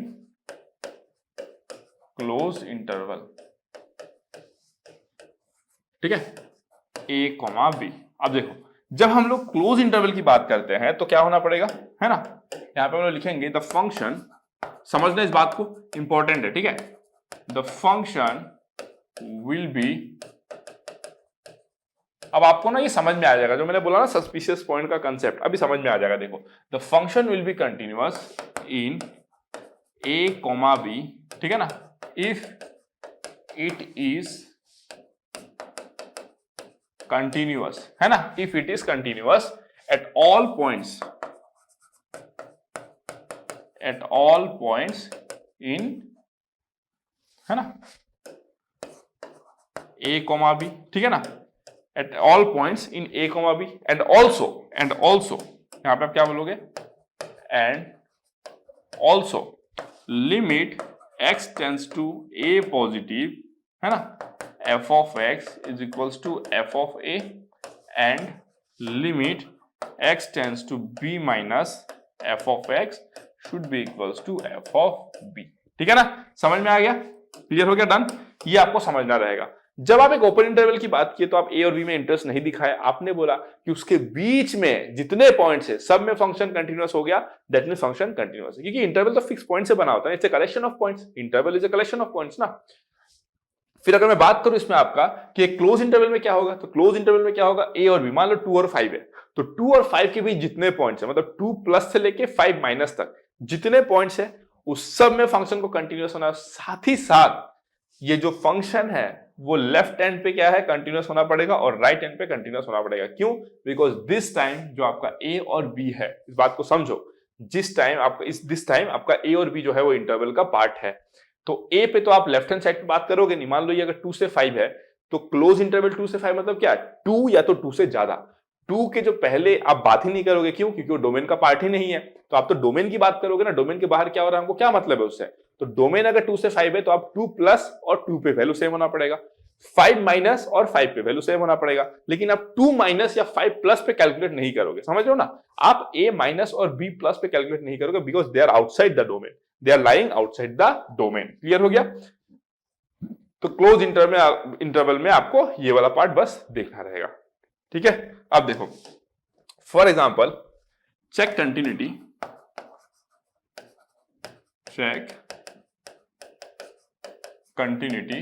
इन, ठीक है, f ऑफ x आपको दिया गया है लेट्स से greatest integer of x। Clear हो गया? आपको चेक कंटिन्यूटी इन, हाँ ठीक ही तो स्पेलिंग, हाँ मैं सामने से देखा मुझे गलत है, ठीक है। चेक कंटिन्यूटी इन व्हाट, बाद में मेरे को कन्वेक्सिविटी दिख रहा है यहाँ पे, ठीक है ना। कंटिन्यूटी इन व्हाट, 1 से 2 आपको चेक करना है, जो फंक्शन है वो क्या है आपका, ग्रेटेस्ट इंटीजर ऑफ x है, ठीक है। तो अगर मैं ग्रेटेस्ट इंटीजर फंक्शन का ग्राफ बनाऊं तो आपको पता होता है ना, अगर मेरा 1 है, ये मेरा 2 है, ये मेरा 3 है लेट्स से, है ना, ये क्या है आपका, this will be 1, this will B 2, this will B 3 and so on, ठीक है ना। और इधर में आपका ये तो 0 होता है, ओके, ठीक है। अगर मैं ग्रेटेस्ट इंटीजर फंक्शन की बात करूं, है ना, ग्रेटेस्ट इंटीजर फंक्शन की बात करूं तो हमको किसमें चेक करना है, 1 से 2 के बीच चेक करना है। तो हमको पता है अगर 1 से 2 के बीच कोई भी नंबर अगर है, अगर लाइक करता है तो उसका ग्रेटेस्ट इंटीजर फंक्शन क्या होगा आपका, 1 ही होगा। सिमिलरली यहाँ पे आपका क्या हो जाएगा, दिस, ठीक है ना, इस तरह से जाएगा। देखो 1 से, ये ग्रेटेस्ट इंटीजर फंक्शन का ग्राफ है यार, ऐसे क्या देख रहे हो, पढ़ा दिया हो ना ग्रेटेस्ट इंटीजर फंक्शन, ठीक है ना। तो ये जो होगा आपका क्या होगा, यहाँ पे 1 होगा, यहाँ पे आपका 2 होगा। क्लियर हो गया? मतलब 1 से 2 के बीच में जो भी नंबर होता है ना, एक्सक्लूडिंग 2, उसका ग्रेटेस्ट इंटीजर फंक्शन क्या देगा आपको, 1 दे देगा। 2 से 3 के बीच में एक्सक्लूडिंग आपका, इंक्लूडिंग 2 बट एक्सक्लूडिंग 3 क्या दे देगा आपका, 2.7, 2.9, 2.8 जो भी है उसका वैल्यू जो आएगा वो आएगा आपका 2। तो this is how we have drawn, ठीक है ना। अब देखो आपको क्या बोला गया है, चेक कंटिन्यूटी इन 1 से 2। तो आपको पता है, देखो आप कहां से चेक करोगे, 1 से 2 के बीच में जितना पॉइंट्स है सब में फंक्शन कंटिन्यूअस होना चाहिए। तो आपको देख के ही पता चल रहा है 1 से 2 के बीच में तो कोई पंगा नहीं है, लेकिन क्योंकि ये क्लोज इंटरवल है तो आप कहां पे चेक करोगे, 1 पे भी चेक करोगे और 2 पे भी चेक करोगे। समझ रहे हो कि नहीं, बात को समझो। देखो हमने क्या बोला था आपको, जब भी आपको इंटरवल में चेक करना पड़ा तो यू हैव टू, अगर ओपन इंटरवल है तो बस आप यही देख लो। अगर मैं इसको ओपन इंटरवल दे देता मान लो, तो आप सीधा बोल देते कि यस फंक्शन इज कंटीन्यूअस इन 1 से 2, क्योंकि आपको दिख रहा है। आपको 1 और 2 में तो इंटरेस्ट भी नहीं होना चाहिए, है ना। लेकिन जब मैंने क्लोज इंटरवल दिया तो आपको क्या देखना पड़ेगा, क्या 1 और 2, 1 2 को छोड़ दो, उसके अंदर क्या फंक्शन कंटिन्यूअस है, यस दिख ही रहा है सर कंटिन्यूअस है ना। अगर मैं आपको बोलूं कि 1 से 2 के बीच में कंटिन्यूअस आपको दिख रहा है, और फिर अगर मैं आपको बोलूं कि अब तो ये क्लोज इंटरवल है, तो आप कहां पे चेक करोगे, 1 और 2 पे भी चेक करोगे। तो देखो यहाँ पे अगर मैं आपको बोलूं कि limit x tends to 1 plus होगा या 1 माइनस, 1 प्लस होगा, है ना, 1 प्लस f ऑफ x का वैल्यू देखो साफ साफ कितना आएगा, 1 आएगा। लिमिट x टेंड्स टू, या 1 आएगा, ये तो ठीक ही है, ठीक है चलो, है ना। और अगर मैं f ऑफ 1 की बात करूं, या फिर यहीं पे लिख देता हूं, है ना, this is equal to how much, f of 1। क्यों? क्योंकि f ऑफ 1 कितना आएगा आपका, 1 ही आएगा, ग्रेटेस्ट इंटीजर ऑफ 1 इज 1। तो यस देखो 1 प्लस पे आपका क्या है, लिमिट एग्जिस्ट करता है ना, जो लेफ्ट हैंड है उस पे लिमिट एग्जिस्ट करता है, ठीक है। अगर मैं 2 की बात करूं तो लिमिट x टेंड्स टू, है ना, बट देखो लिमिट x टेंड्स टू 2 क्या लिखूंगा मैं, माइनस लिखूंगा, ठीक है, f ऑफ x। अब देखो 2 माइनस पे 2 से ना जस्ट पहले, मैं मैथमेटिकली भी सिखाऊंगा आपको कैसे कैलकुलेट किया जाता है ना, डोंट वरी। h लेके आप कैसे कैलकुलेट करोगे, left hand limit right hand limit में सिखाऊंगा यार, डोंट वरी फॉर दैट। अभी मैं आपको ग्राफ से सिखा रहा हूं, कंसेप्ट तो सीख लो ना पहले, कंसेप्ट क्या कह रहा है, ठीक है ना। अगर मैं 2 के जस्ट पहले बात करूं तो आपको 1 मिलेगा, देखो ये आपको 1 मिलेगा, साफ साफ, इसमें कोई डाउट ही नहीं है, 1 मिलेगा, है ना। एंड f ऑफ 2 जो है वो कितना आ रहा है, देखो f ऑफ 2, यहाँ पे 2 पुट करो, greatest integer of 2, greatest integer of integer is the integer itself, तो कितना हो जाएगा आपका 2। तो यहाँ पे आप देख सकते हो, देखो limit x tends to 2 minus f of x, क्या ये आपका इसके साथ बराबर हो रहा है, f ऑफ 2 के साथ बराबर हो रहा है, नहीं हो रहा है, तो हम लोग क्या लिखेंगे, हमारा जो कंक्लूजन है हम लोग क्या लिखेंगे, हम लोग लिखेंगे therefore greatest integer x is continuous, है ना, एट कंटिन्यूअस इन 1 से लेकर 2 तक। क्लियर हो गया, इन 1 से लेकर 2 तक, लाइक दिस, ठीक है ना, हम लोग इस तरीके से लिखेंगे, ठीक है। जो ग्रेटेस्ट इंटीजर फंक्शन होता है, अगर आप 1 से 2 इंटरवल की बात कर रहे हो तो वो क्या हो जाएगा आपका, कंटिन्यूअस हो जाएगा, बट 1 जो रहेगा वो क्लोज इंटरवल रहेगा, 2 जो रहेगा वो ओपन इंटरवल रहेगा, ठीक है ना। लेकिन अगर आप ऐसा दोगे तो आप क्या बोलोगे, 1 से 2 तक तो है, लेकिन 2 में क्या है, डिसकंटिन्यूअस है, जो 2 है उसमें क्या है, डिसकंटिन्यूअस। आपको देख के भी लगा था 2 में क्या है आपका, जंप है, 2 में क्या है आपका, जंप है, उसको आप बोलते हो जंप डिसकंटिन्यूटी, आगे पढ़ाऊंगा मैं, है ना, जंप डिसकंटिन्यूटी या फिर डिसकंटिन्यूटी ऑफ फर्स्ट काइंड, तो इसको मैं पढ़ाऊंगा अभी, डोंट वरी, आने वाला है वो सब, ठीक है ना। तो ये वाला फंडा आपका क्लियर हो गया आई थिंक, है ना, तो अब आपको इसमें डाउट नहीं होना चाहिए, ठीक है ना। तो बहुत सारे बच्चे ये जो कंसेप्ट होता है discontinuity in open interval, continuity in open interval, close interval, उसको लाइटली लेते हैं, अरे ठीक है ना, लेकिन उसको समझना है आपको हो क्या रहा है। ओपन इंटरवल मतलब वो जो इंटरवल है उसके बीच में जितने पॉइंट्स है सब में कंटिन्यूअस होने चाहिए, लेकिन आप सब पॉइंट में चेक नहीं करोगे, आप किस पे चेक करोगे, जिस पे आपको डाउट होगा।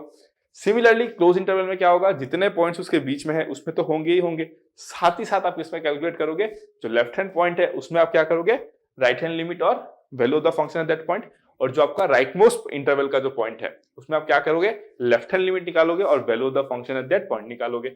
अगर सेम आ गया तो लिमिट एग्जिस्ट, इसलिए 1 पे लिमिट एग्जिस्ट, डिफरेंट आ गया लिमिट डज नॉट एग्जिस्ट वहां पे, है ना, तो आप क्या बोलोगे वहां पे, this is not continuous at that particular point. Clear हो गया, डन, समझ में आ गया, this is the concept for open interval and close interval, done. तो जब हमने इसके ऊपर में बात कर लिया, हम नेक्स्ट आगे बढ़ते हैं, हम लोग देखते हैं टाइप्स ऑफ डिसकंटिन्यूटी के बारे में, ठीक है ना।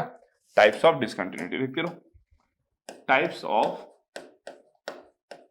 है ना, टाइप्स ऑफ डिसकंटिन्यूटी।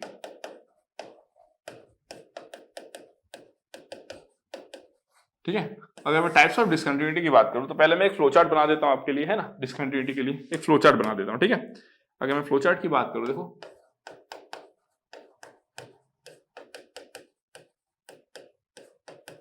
है ना, अगर मैं डिसकंटिन्यूटी की बात करूं तो एक हो जाएगा आपका रिमूवेबल और दूसरा हो जाएगा आपका नॉन रिमूवेबल, ठीक है ना। एक क्या हो जाएगा आपका रिमूवेबल, और आपको रट्टा मारने की जरूरत नहीं है ना, आपको रट्टा मारने की जरूरत नहीं है, आप देखोगे किस तरीके से मैं आपको चीजों को हैंडल करा दूंगा, ठीक है ना। एक हो गया आपका रिमूवेबल डिसकंटिन्यूटी, डी मतलब डिसकंटिन्यूटी, ओके, और एक हो गया आपका नॉन रिमूवेबल डिसकंटिन्यूटी। मैं आपको इस तरीके से पढ़ाऊंगा कि आपको लाइफ लॉन्ग याद रह जाएगा, है ना। मैं आपको ऐसे पढ़ाऊंगा ना कि उसके नाम में ही आपको अंडरस्टैंडिंग मिल जाएगा, है ना, उसके नाम में ही आपको अंडरस्टैंडिंग मिल जाएगा, नॉन रिमूवेबल डिसकंटिन्यूटी, ठीक है। अगर मैं रिमूवेबल की बात करूं तो उसमें 2 आता है, एक आता है आपका मिसिंग पॉइंट,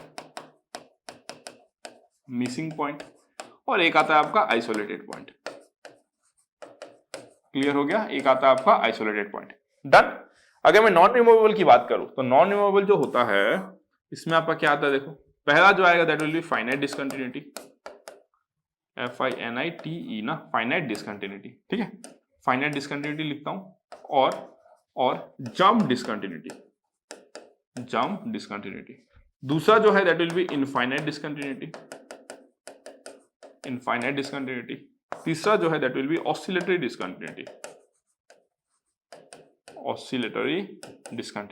ठीक है ना।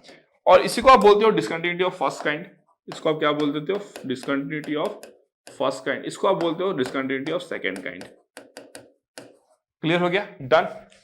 कई बार क्या होता है ना, कुछ ऑथर क्या करते हैं अपने किताबों में ना, उनको लगता है कि जो रिमूवेबल डिसकंटिन्यूटी है that is basically a subset of the non removable discontinuity, समझ रहे हो ना। एक्सक्यूज मी, बहुत सारे ऑथर को ऐसा लगता है कि जो रिमूवेबल डिसकंटिन्यूटी होता है that is a subset of non removable discontinuity, तो कई बार वो फर्स्ट काइंड और सेकंड काइंड को थोड़ा सा अलग तरीके से रिप्रेजेंट करते हैं। बट अगर आप ऐसे फर्स्ट काइंड और सेकंड काइंड जो है that is not required at all. मतलब आपको जानना चाहिए ठीक है, इसको फर्स्ट काइंड बोलते हैं, इसको सेकंड काइंड बोलते हैं, बट ऐसा नहीं कि गेट मतलब आपका जो जेडब्ल्यू है उसमें कुछ ऐसा क्वेश्चन दे देगा जहां पे बोल देगा डिसकंटिन्यूटी ऑफ फर्स्ट काइंड को फॉलो करता है, सेकंड काइंड को फॉलो करता है। ऐसा नहीं करेंगे क्योंकि वो चीज थोड़ा सा ना कंफ्यूजिंग हो जाता है। फिर भी अगर वो देते हैं ऐसा कुछ तो आप इसको मान के चलोगे फर्स्ट काइंड होता है, इसको मान के चलोगे आप क्या होता है आपका सेकंड काइंड होता है। क्लियर हो गया? डन। चलो ठीक है। अब अगर मैं आपको बोलूं कि एक एक करके हम स्टडी करते हैं रिमूवेबल और नॉन रिमूवेबल डिसकंटिन्यूटी को। अगर रिमूवेबल डिसकंटिन्यूटी की मैं बात करूं, है ना, अगर मैं रिमूवेबल डिसकंटिन्यूटी की बात करूं तो उसका नाम में ही छिपा हुआ है कि जो डिसकंटिन्यूटी होगा आप उसको क्या कर सकते हो, रिमूव कर सकते हो। That means you can cure that particular situation, है ना। उसमें क्या क्या है, मिसिंग पॉइंट, मतलब कोई एक पॉइंट मिसिंग है उसके बारे में बताया जा रहा है। आइसोलेटेड पॉइंट, मतलब जो कोई पॉइंट है वो क्या है, आइसोलेटेड है ना, इसमें ये बताया जा रहा है। और बाकी इसमें फाइनाइट है, इसमें इनफाइनाइट है, ऑसिलेटरी, ये क्या है हम लोग देखेंगे। ठीक है, तो एक एक करके स्टार्ट करते हैं और कवर करते हैं। ठीक है ना, मिसिंग पॉइंट के बारे में बात करते हैं पहले हम लोग। ठीक है, नंबर 1 क्या है आपका, मिसिंग पॉइंट डिसकंटिन्यूटी। समझ लो इस बात को पहले। सबसे पहले ये जो मिसिंग पॉइंट डिसकंटिन्यूटी है ये किसका पार्ट है, ये है आपका रिमूवेबल डिसकंटिन्यूटी। रिमूवेबल डिसकंटिन्यूटी का मतलब क्या होता है आपका कि जो सिचुएशन आपको दिया जाएगा वो डिसकंटिन्यूअस तो होगा लेकिन उसको आप कंटिन्यूअस बना सकते हो। कैसे बना सकते हो, बाय रीफ्रेमिंग द फंक्शन। आप फंक्शन के साथ थोड़ा सा छेड़छाड़ करके उसको क्या कर सकते हो, कंटिन्यूअस बना सकते हो, है ना। और उसी में क्या आता है आपका मिसिंग पॉइंट डिसकंटिन्यूटी। एग्जांपल के साथ स्टार्ट करता हूं मैं। फॉर एग्जांपल ऐसे सिंपल सा एग्जांपल लेता हूं, x square minus 4/x-2, let's say. ठीक है ना, आपको पता है इसका ग्राफ कैसा होता है, मैंने दिखाया था आपको, है ना। x स्क्वायर माइनस 4/x-2 अगर आप देखोगे तो ऊपर में क्या लिखोगे, x-2 x+2 divide by x-2। आप इसको और इसको कैंसिल कर दोगे, बचेगा क्या, x+2। तो जो ग्राफ आएगा, है ना, जो ग्राफ आएगा वो x+2 का ही आएगा, बस उसमें एक डिफरेंस रहेगा, है ना। उसमें क्या रहेगा, x डिफरेंस रहेगा। बस वो जो डिफरेंस है वो ये है ना, जो डिफरेंस है वो ये है कि जो आपका 2 रहेगा वहां पे एक होल आ जाएगा। और ये मैं ऑलरेडी एक्सप्लेन कर चुका हूं लास्ट क्लास में। ठीक है ना, ऐसा क्यों होता है ना। इसीलिए आप क्या करते हो, x-2 को जब आप कैंसिल करते हो तो आप मेंशन करते हो कि x नॉट इक्वल्स टू 2, क्योंकि अगर x 2 हो गया तो बेसिकली आप 0 और 0 को कैंसिल कर रहे हो। लेकिन आप फिर भी बोलोगे कि सर जब हम लिमिट कैलकुलेट करते हैं तब तो हम कैंसिल कर देते हैं, क्योंकि बेटा आप लिमिट में 2 नहीं लेते हो ना, आप लिमिट x टेंड्स टू 2 जब बोलते हो तो आप 2 के करीब हो, तो ये जो वैल्यू है वो 0 नहीं है, ये 0 के बहुत करीब हो सकता है बट 0 नहीं है ना। मैथ्स क्या कहता है कि आप 0 और 0 को कैंसिल नहीं करोगे। मैथ्स ये नहीं कहता कि आप 0.0000001 एंड 0.0000001 को इसको कैंसिल नहीं कर सकते। मैथ्स ये कभी नहीं कहता है। मैथ्स कहता है कि हार्ड कोडली आप 0 0 को कैंसिल मत करो, और अगर कैंसिल करते हो तो साफ साफ मेंशन कर दो वहां पे कि जो वैल्यू को लेके आप कैंसिल कर रहे हो वो वैल्यू नहीं हो सकता। दैट मींस इसको कैंसिल करोगे x-2 को, तो आप मेंशन करोगे वहां पे बाकायदा कि x जो है वो 2 नहीं हो सकता। क्यों, क्योंकि x इक्वल टू 2 पे फंक्शन डिफाइंड है ही नहीं और आपको ग्राफ में दिख रहा है साफ साफ, है कि नहीं। इवन अगर आप ये ऑनलाइन कोई कैलकुलेटर में भी अगर आप प्लॉट करते हो तो आपको यहाँ पे एक होल दिखेगा, है ना, जो ग्राफ है is punctured at this place. Clear हो गया, डन। अब इस केस में देखो हो क्या रहा है ना, इस केस में देखो क्या हो रहा है। अगर मैं बोलूं, है ना, अगर मैं यहाँ पे बात करूं आपसे, है ना, तो अगर मैं बोलूं कि लेट्स से लिमिट, ठीक है ना, लिमिट x टेंड्स टू 2, ठीक है, x square minus 4/x-2 is equals to limit x tends to 2, इसको मैं क्या बोलूंगा, x-2 x+2 divided by x-2, है ना। और ये मैं कैंसिल कर दूंगा, क्यों, क्योंकि x 2 के बराबर तो नहीं है ना, x 2 के करीब है। ठीक है ना, तो ये क्या आ जाएगा, limit x tends to 2 x+2। ठीक है, अगर आप लेफ्ट हैंड लिमिट निकालोगे और आप राइट हैंड लिमिट निकालोगे, जब लेफ्ट हैंड लिमिट निकालोगे तो क्या हो जाएगा आपका 1.99999999 समथिंग। 2 प्लस दैट वैल्यू करोगे तो अप्रोक्सीमेटली 4 आएगा। अगर आप 2 प्लस करते हो 2.000001 कुछ लेते हो और प्लस 2 करते हो तो 4.00 समथिंग आएगा। तो 3.99999999 और 4.000001 या समथिंग जो भी हो, दैट इज अप्रोक्सीमेटली 4। और लिमिट में हम लोग अप्रोक्सीमेशन ही करते हैं ना, थोड़ा सा अप्रोक्सीमेशन रहता है, वेरी माइन्यूट अप्रोक्सीमेशन। ठीक है ना, तो ये कितना हो गया, देखो आपका जो वैल्यू आएगा दैट विल बी अराउंड 4 ना, the value will be around 4। ठीक है ना, तो हमको पता है कि जो लिमिटिंग जो वैल्यू है वो अप्रोक्सीमेटली 4 के आसपास आता है। ठीक है, अब ये मिसिंग पॉइंट क्यों हुआ, देखो, क्योंकि यहाँ पे जो लेफ्ट हैंड लिमिट है जो राइट हैंड लिमिट है दोनों क्या है, बराबर है, दोनों क्या है, फाइनाइट भी है, बट जो वैल्यू ऑफ द फंक्शन है वही मिसिंग है, जो वैल्यू ऑफ द फंक्शन है वही मिसिंग है। तो अगर मैं आपको बोलूं कि ये जो फंक्शन है ना, एग्जांपल f ऑफ x, ये जो फंक्शन आपको दिख रहा है, अगर मैं आपसे पूछूं क्या ये कंटिन्यूअस है एट 2 पे, तो आप बोलोगे सर ये डिसकंटिन्यूअस है एट x इक्वल्स टू 2। फिर मैं आपसे, सुनो ध्यान से, अगर मैं आपको ये क्वेश्चन दे दूं और पूछूं क्या ये कंटिन्यूअस है x इक्वल टू 2, आप बोलोगे नहीं सर ये कंटिन्यूअस नहीं है x इक्वल टू 2। फिर मैं आपसे नेक्स्ट क्वेश्चन पूछूंगा ये कौन सा डिसकंटिन्यूटी है, आप बोलोगे सर ये मिसिंग पॉइंट डिसकंटिन्यूटी है। फिर मैं आपसे पूछूंगा क्यों आपको लगता है मिसिंग पॉइंट डिसकंटिन्यूटी है, सर बिकॉज फंक्शन का जो वैल्यू होना चाहिए ना सर वही मिसिंग है यहाँ पे, इसलिए नाम नाम मिसिंग मिसिंग देख रहे हो ना, ये मिसिंग, ये रहा नाम में ही मीनिंग है, नाम में ही मीनिंग है, ठीक है ना। तो सर फिर आपसे मैं पूछूंगा कि बेटा क्या आप इसको कंटिन्यूअस बना सकते हो, तो आप थोड़ा सा सोचोगे कैसे कंटिन्यूअस बनाए। ओके सर अगर हम ऐसे लिख दे फंक्शन को, तो अगर हम ऐसे लिख दे कि सर एफ ऑफ एक्स जो है वो है हमारा एक्स स्क्वायर माइनस 4/x-2, क्या है x-2, कब, when x not equals to 2, और नीचे में लिख दूंगा कि 4 कब, when x is equals to 2। Math में देखिए होगा ड्रॉपर बैच की बात कर रहा हूं, अगर कोई ड्रॉपर बैच का बच्चा देख रहा है तो उसने देखा होगा ऐसा फंक्शन दिया जाता है, तो मे भी हो सकता है कहीं पे डिसकंटिन्यूटी था, उस फंक्शन से डिसकंटिन्यूटी को हटाया गया है ना। तो it's case of missing point discontinuity, देख लो आपके सामने है, आंखों के सामने। अब ये फंक्शन की अगर मैं बात करूं तो ये क्या है आपका, इससे कंटिन्यूअस फंक्शन, क्यों, क्योंकि आपका 2 माइनस पे भी आपको 4 मिलेगा, 2 प्लस पे भी आपको 4 मिलेगा, और जो 2 है उस पे भी आपको 4 मिलेगा, तो it is basically what, a continuous function. Clear हो गया, डन, कोई डाउट नहीं है यहाँ पे। चलो नेक्स्ट आता है हमारे पास आइसोलेटेड पॉइंट डिसकंटिन्यूटी, है ना। आइसोलेटेड पॉइंट डिसकंटिन्यूटी देखो नंबर 2 क्या आता है आपका, आइसोलेटेड पॉइंट डिसकंटिन्यूटी। अब इसमें डिफरेंस क्या है देखो, है ना, आपको मैंने स्टार्टिंग में पढ़ाया था ना डिसकंटिन्यूटीज किस किस केसेस में आते हैं, तो बेसिकली हम वही सब डिस्कस कर रहे हैं अभी, बट एक एक नाम देखे। अब मैंने आपको ऑलरेडी 4 पॉइंट लिखाया था ना, हम लोग उसी में से तो एक पॉइंट लिए ना, उसमें एक पॉइंट मैंने लिखाया था ना कि left hand limit right hand limit आपका क्या होगा, बराबर होगा, बट वो आपका क्या किसके साथ इक्वल नहीं होगा, वैल्यू ऑफ द फंक्शन क्या है आपका, लेट्स से डिफाइंड नहीं है, बताया था, ये सब मैं आपको पढ़ा चुका हूं ना, तो उसी को मैं एक स्पेशल नाम देके पढ़ा रहा हूं अभी, ठीक है ना। अब isolated point discontinuity, for example let's say एक एग्जांपल के साथ शुरू करते हैं हम लोग कि मान लो कि आपके पास f of x is equals टू greatest integer of x plus greatest integer of minus x है, डन। चलो ठीक है, अगर इस फंक्शन की मैं बात करूं, इस फंक्शन की मैं बात करूं तो उसका वैल्यू जो होता है पता है क्या होता है आपको, ये जो होता है आपका देखो, इट विल बी 0 कब, जब x belongs to some integer. क्यों भाई, x अगर आप 5 लोगे तो 5 का ग्रेटेस्ट इंटीजर 5 होगा, -5 का ग्रेटेस्ट इंटीजर फंक्शन -5 होगा, तो दोनों मिलकर 0 बना देंगे ना। अगर x इंटीजर नहीं होता है तो आपको पता है, जब अगर x इंटीजर नहीं होता है तो greatest integer of minus x जो होता है that is minus of greatest integer of x -1 होता है, कब, when x does not belongs to some integer, आपको पता है ना। तो यहाँ पे ग्रेटेस्ट इंटीजर ऑफ x है और यहाँ पे क्या आ जाएगा, minus greatest integer of x -1, तो ग्रेटेस्ट इंटीजर ऑफ x और greatest integer of minus x cancel हो जाएगा, बचेगा क्या आपका -1, कब, when x does not belongs to an integer. अभी हमको फंक्शन जो दिया गया है, अभी हमको जो फंक्शन दिया गया है वो ये फंक्शन है, हमको इसका ग्राफ प्लॉट करना है, चलो प्लॉट करते हैं, है ना, ग्राफ प्लॉट करते हैं, आ जाओ, ठीक है। Let's say this be my 1, this be my 2, this be my 3 4 5, है ना, ये 1 हो गया, 2 हो गया, 3 हो गया, 4 हो गया, 5 हो गया, ये आपका 0 रहेगा नो डाउट, है ना। अब अगर आप ध्यान से देखोगे, है ना, तो जब भी इंटीजर होगा वैल्यू 0 के बराबर होगा, चलो यहाँ पे 0 मिलेगा, इधर 0 मिलेगा, इधर 0 मिलेगा, इवन इधर भी होगा, नेगेटिव वैल्यूज भी होंगे, है ना, ऐसा नहीं होगा कि नेगेटिव वैल्यू इधर भी जाएगा, नो प्रॉब्लम, है ना। ये आपका 0 होगा, 0 होगा और ये 0 होगा, ठीक है ना।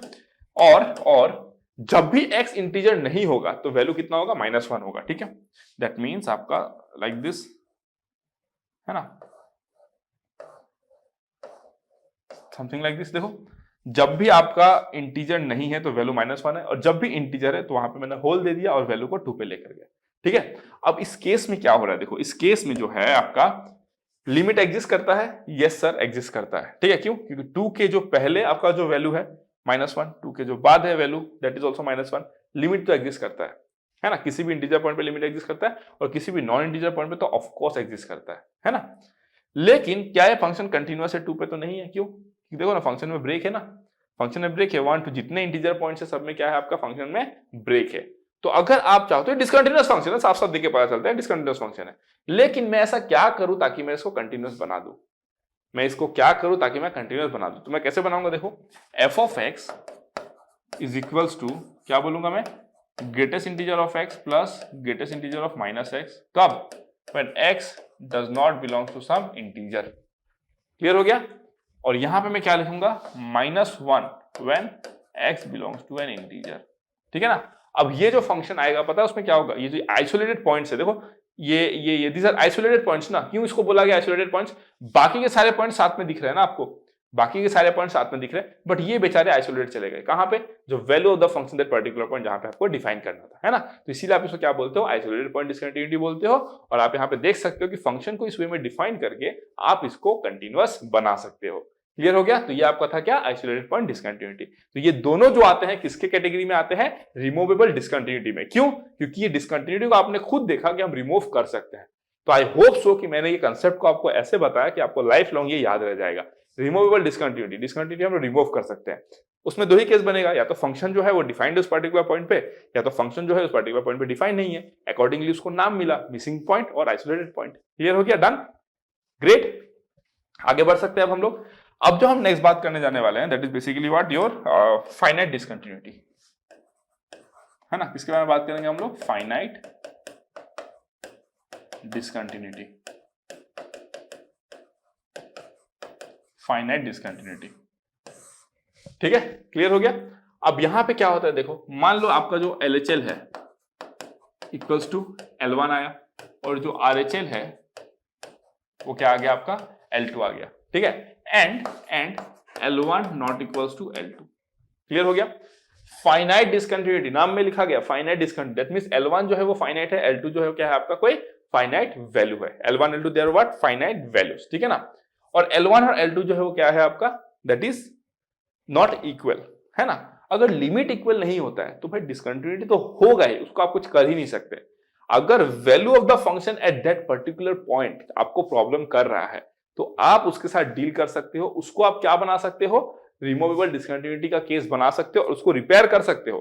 बट अगर लिमिट ही एग्जिस्ट नहीं किया गया तो फिर तो उस बीमारी का इलाज नहीं है। It's like the deadliest disease for continuous functions, है ना। It's like a deadliest disease for continuous function. इसका कोई इलाज नहीं है, इसलिए आप क्या बोलते हो? ये नॉन रिमूवेबल डिसकंटिन्यूटी है। इसका डिसकंटिन्यूटी को आप क्या कर सकते हो? हटा नहीं सकते, ठीक है ना। और इन दिस केस जो डिफरेंस आता है L1 माइनस L2 का, उसको आप क्या बोलते हो? जंप इन डिसकंटिन्यूटी, है ना। इसको आप क्या बोलते हो? Jump in discontinuity. क्लियर हो गया? डन, कोई दिक्कत नहीं है अभी यहाँ पे। तो ये वाला पार्ट आपको समझना है ना। अब अगर मैं एग्जांपल की बात करूं, फॉर एग्जांपल लेट्स से, अब मैं थोड़ा सा मैथ्स का हेल्प लेके बताता हूं, तब से मैं ग्राफ के बारे में बता रहा था, अब मैं मैथ्स का हेल्प लेके बताता हूं। Let's say f of x is equals to mod of sin x by x है। क्लियर है? f ऑफ x क्या है? Mod of sin x by x है। इसका एक डैम्प्ड ग्राफ टाइप आता है ना। अगर मैं बात करूं sin x बाय x का जो ग्राफ होता है समथिंग लाइक दिस, कुछ ऐसा आएगा आपका, ऐसे इस तरीके से कुछ ग्राफ आएगा, ठीक है ना। प्रॉपर ग्राफ हम लोग ड्रॉ करना सीखेंगे बाद में, डोंट वरी फॉर दैट, उसके लिए आपको चिंता नहीं करना है ना। तो इसका हम लोग ग्राफ ड्रॉ करना सीखेंगे, ठीक है ना। और बहुत सारी बातें करेंगे इसमें हम लोग ना, फंक्शन पीरियोडिक होगा कि नहीं होगा ग्राफ के पॉइंट ऑफ व्यू से, अभी मैं उसमें जाना नहीं चाहता। अभी अगर मैं आपको बोलूं कि अगर फंक्शन आपको दिखता है तो आप कैसे इसके साथ आप डील करोगे, है ना। अब इसमें मैं क्या कैलकुलेट करूंगा? एट जीरो पे कैलकुलेट करो, ठीक है। At zero F of X equals to mod of sine X by X, check continuity at zero, check continuity at x equals to 0, है ना। आप क्या करोगे? पहले तो लिमिट चेक करोगे, तो limit x tends to 0 minus f of x is equals to limit h tends to 0 f of 0 plus h, है ना। Limit x tends to 0 minus f of x is equals to limit h tends to 0 f of 0 minus h होगा ना, 0 minus h होगा, है ना। दोनों same mean कर रहा है। h टेंड्स टू 0, h हमेशा एक पॉजिटिव क्वांटिटी होता है, स्मॉल पॉजिटिव क्वांटिटी। h जब बहुत कम होगा, h जब बहुत कम होगा मतलब तो देखो 0 माइनस समथिंग मतलब नेगेटिव वैल्यू होगा, कुछ समथिंग नेगेटिव जो 0 के बहुत करीब होगा, है ना। और ये भी सेम ही मीनिंग कर रहा है, x tends to 0 minus f of x, मतलब x जो है वो 0 से एकदम हल्का सा कम है, बोथ आर सेम ओनली, है ना। तो हम लोग क्या करेंगे, जब भी हमको बोथ साइड लिमिट इवैल्यूएट करना होता है ना, बोथ साइड लिमिट, तो हम लोग ऐसा कंसेप्ट को यूज कर लेते हैं, ठीक है ना। अब ये कितना हो जाएगा देखो, equals to limit h tends to 0 f of 0 minus h, मतलब mod of sine of 0 minus h, और ये कितना हो जाएगा आपका 0 माइनस h, है ना। तो ये आप साफ साफ देख सकते हो कितना हो जाएगा आपका, minus of limit h tends to 0 mod of sine of minus h is mod of minus sine of h, that is equals to mod of sine of h। समझ गए ना? अरे भाई मॉड ऑफ माइनस एक्स और mod of X same होता है ना, mod of minus X and mod of X same होता है, mod of minus two mod of two same होता है। उसी तरीके से साइन ऑफ माइनस एच को आप क्या लिखते हैं? आप लोग ऐसे करते हो यार, कैसे होगा बताओ? साइन ऑफ माइनस एच क्या लिखोगे? माइनस साइन ऑफ एच, है ना, माइनस साइन ऑफ एच का मॉड लो लोगे तो क्या आ जाएगा आपका, साइन ऑफ एच आ जाएगा। समझ रहे हो कि नहीं, बस खत्म।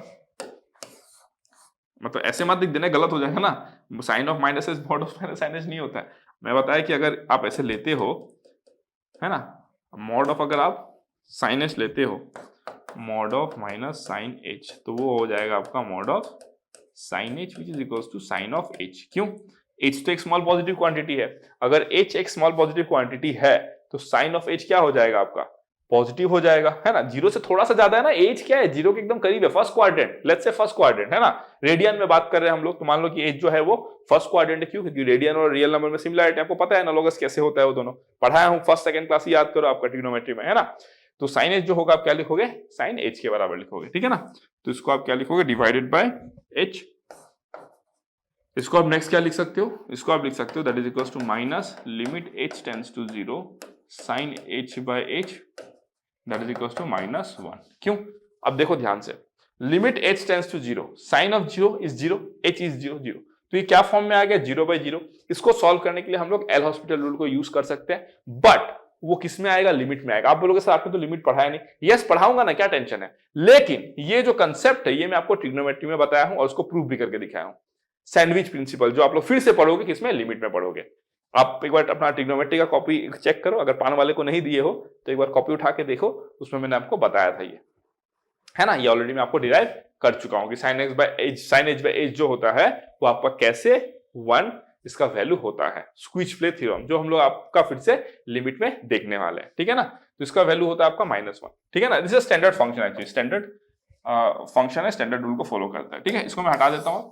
नेक्स्ट अगर मैं बात करूं, देखो limit x tends to 0 plus f of x, ठीक है ना, is equals to limit h tends to 0 f of 0 plus h is equals to limit s tends to 0 mod of sine of 0 plus h divided by 0 plus h is equals to limit h tends to 0, by sine of h positive quantity first quadrant, तो sine h ही हो जाएगा, sine h divided by h which is equals to 1।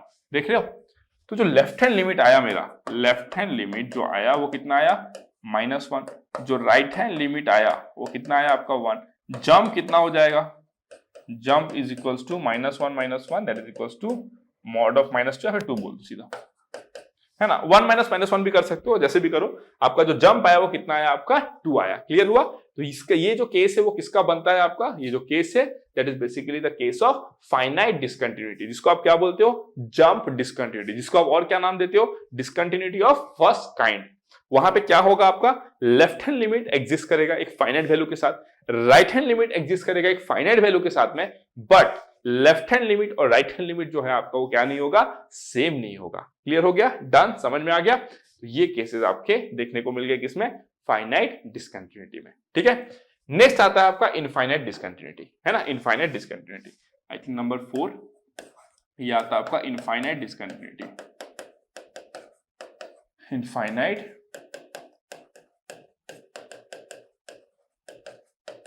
Discontinuity, है ना। अब इसमें क्या होता है आपका, देखो मान लो आपने लेफ्ट हैंड लिमिट निकाला और आपको ये मिल गया L1, left hand limit L1 मिल गया, और जो राइट हैंड लिमिट है वो क्या है आपका L2 है ना। देन इसमें जो केस होगा वो क्या होगा, देन देखो जब हम इसकी बात करते हैं ना, जब हम लोग नॉन रिमूवेबल डिसकंटिन्यूटी की बात करते हैं, है ना, जब हम लोग नॉन रिमूवेबल डिसकंटिन्यूटी की बात करते हैं तो हमको value of the function that point में हमको इंटरेस्ट नहीं होता। क्यों, क्योंकि लिमिट ही एग्जिस्ट नहीं करता है। आपको मैंने पहले ही बताया कंटिन्यूटी के लिए लिमिट एग्जिस्ट करना जरूरी है, अगर लिमिट ही एग्जिस्ट नहीं करता है तो फिर हम वैल्यू ऑफ द फंक्शन की बात करके करेंगे ही क्या, हमको पहले तो लिमिट एग्जिस्ट कराना है ना। तो फाइनाइट में क्या हुआ, दोनों एग्जिस्ट किया, दोनों फाइनाइट भी हुआ, as the name suggest finite, और दोनों का डिफरेंस जो आया that is called the jump. There will be a difference, there will be some positive difference, है ना। तो it is known as what, the jump. Clear. अब कोई ऐसा बोल सकता है कि सर अगर हम लोग इधर से इधर की बात करें तो जंप सर +2 का हुआ, लेकिन सर अगर हम लोग इधर से इधर बात करें तो जंप तो -2 का हुआ ना। तो that depends upon the perception, आप लेफ्ट टू राइट जा रहे हो कि राइट टू लेफ्ट जा रहे हो, या फिर आपका लेफ्ट हैंड लिमिट और राइट हैंड क्या आया, सॉरी, हाँ, अगर आपका लेफ्ट हैंड लिमिट ज्यादा है, राइट हैंड लिमिट कम है, तो जंप जो होगा वो क्या होगा आपका, डाउन होगा।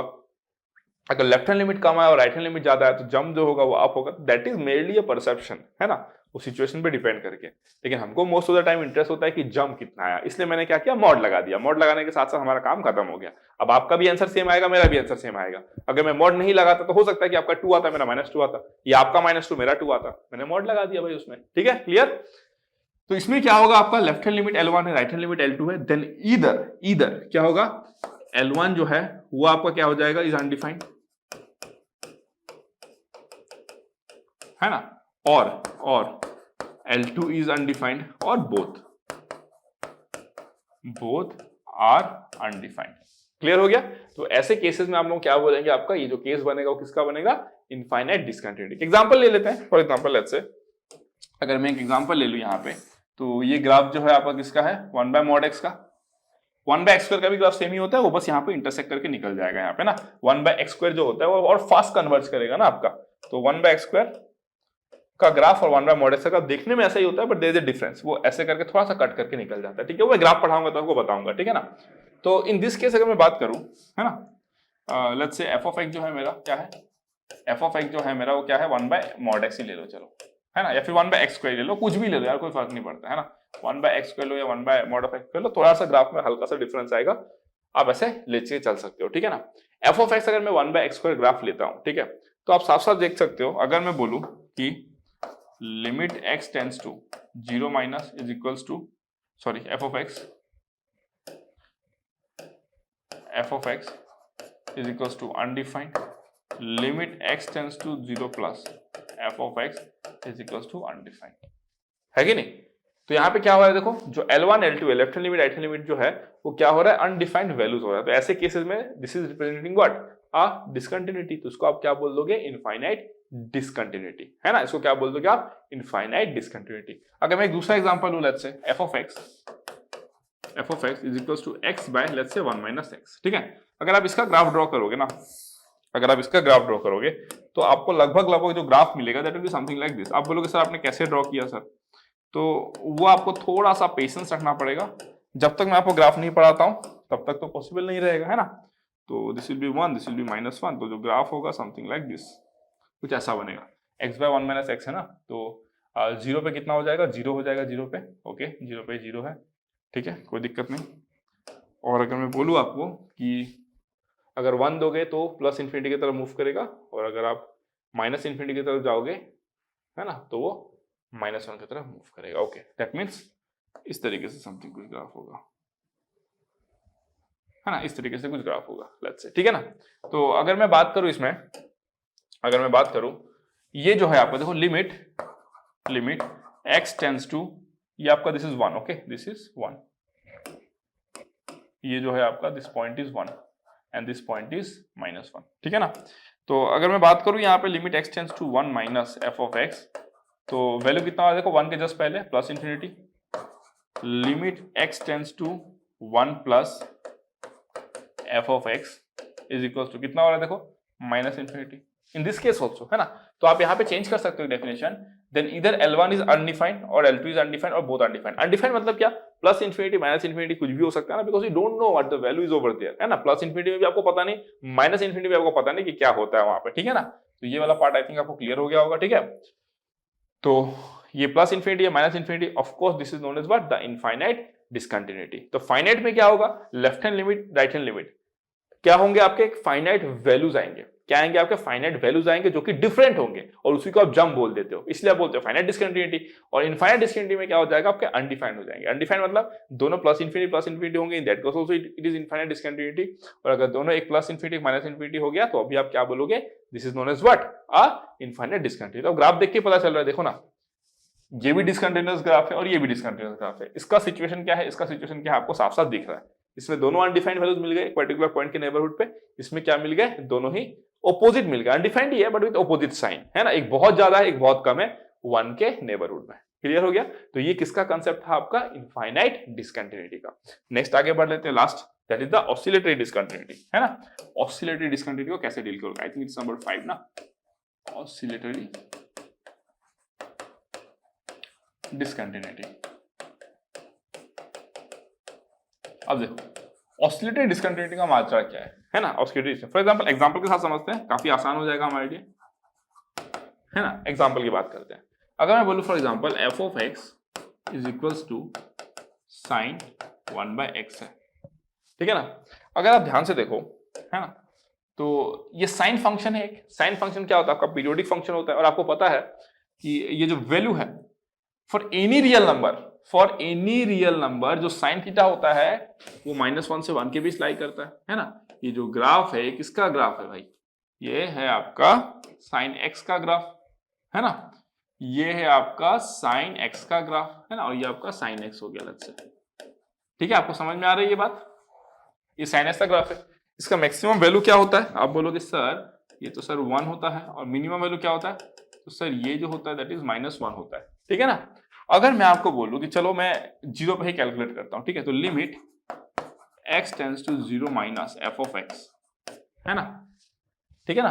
तो ये जो वैल्यू आप डालोगे इसमें, 0 माइनस मतलब क्या, 0 से थोड़ा, मैं यहीं पे समझा देता हूं। देखो 0 माइनस मतलब क्या, 0 से थोड़ा सा कम, एक नेगेटिव नंबर, माइनस 0.9999999 कुछ भी कर लो, लेकिन ये ओवरऑल जो वैल्यू आएगा that is sine of some negative, that is sine of some negative कुछ से आएगा यहाँ पे, तो माइनस साइन ऑफ सम कुछ आएगा यहाँ पे। बट द प्रॉब्लम इज ये जो आएगा that is very high value, क्योंकि जब x टेंड्स टू 0 होगा तो 1/0 is something very high value ना। अब वो हाई वैल्यू आगे जाके कहां पे आता है आपको पता है क्या, आपको पता है। मान लो किसी को लगता है कि जो हाई वैल्यू है वो है आपका 4000 पाई, लेट्स से 4000 पाई या फिर 4 लाख पाई, इसका वैल्यू तब 0 हो जाएगा। अगर मान लो वो जो हाई वैल्यू है वो 4 लाख पाई नहीं है, वो 3000 into sum let's say some odd multiples of π/2 है मान लो, है ना, सम ऑड मल्टीपल्स ऑफ π/2 है, तो क्या हो जाएगा वैल्यू आपको पता है क्या, दैट मीन जो हाई वैल्यू है वो आपका -1 से 1 तक कुछ भी दे सकता है, समझ रहे हो कि। तो limit x tends to 0 minus f of x जो होगा, ये जो होगा आपका, ये आपका -1 से लेके 1 तक कुछ भी हो सकता है, वी डोंट नो, है ना, we don't know. Similarly limit x tends to 0 plus f of x, ये जो वैल्यू होगा वो भी -1 से 1 तक कुछ भी हो सकता है, वी डोंट नो क्या होगा, हमको नहीं पता, बट इतना पता है भाई ये जो फंक्शन जो भी वैल्यू लेगा वो -1 से 1 के बीच ही तो लाई करेगा ना। तो ऐसे केसेस में आप क्या बोलोगे, जो फंक्शन है वो क्या है आपका, डिसकंटिन्यूअस है, और ये आपका क्या है आपका, this is what, oscillatory discontinuity. क्यों, क्योंकि कंटिन्यूअस होने के लिए left hand limit right hand limit को सेम होना है। आपका लेफ्ट हैंड लिमिट जो है वो आ रहा है, फाइनाइट है, नो प्रॉब्लम, ये फाइनाइट है भाई, ये भी फाइनाइट है, लेकिन हो सकता है इसमें आपका ये आपका 0.5 आ जाए और ये आपका 1 आ जाए, या ये -1 आ जाए ये 1 आ जाए, वो आप नहीं बता पाओगे। क्यों, क्योंकि एकदम उधर या एकदम इधर क्या हो रहा है किसी को नहीं पता, समझ रहे हो ना, क्या हो रहा है किसी को भी कुछ नहीं मालूम है।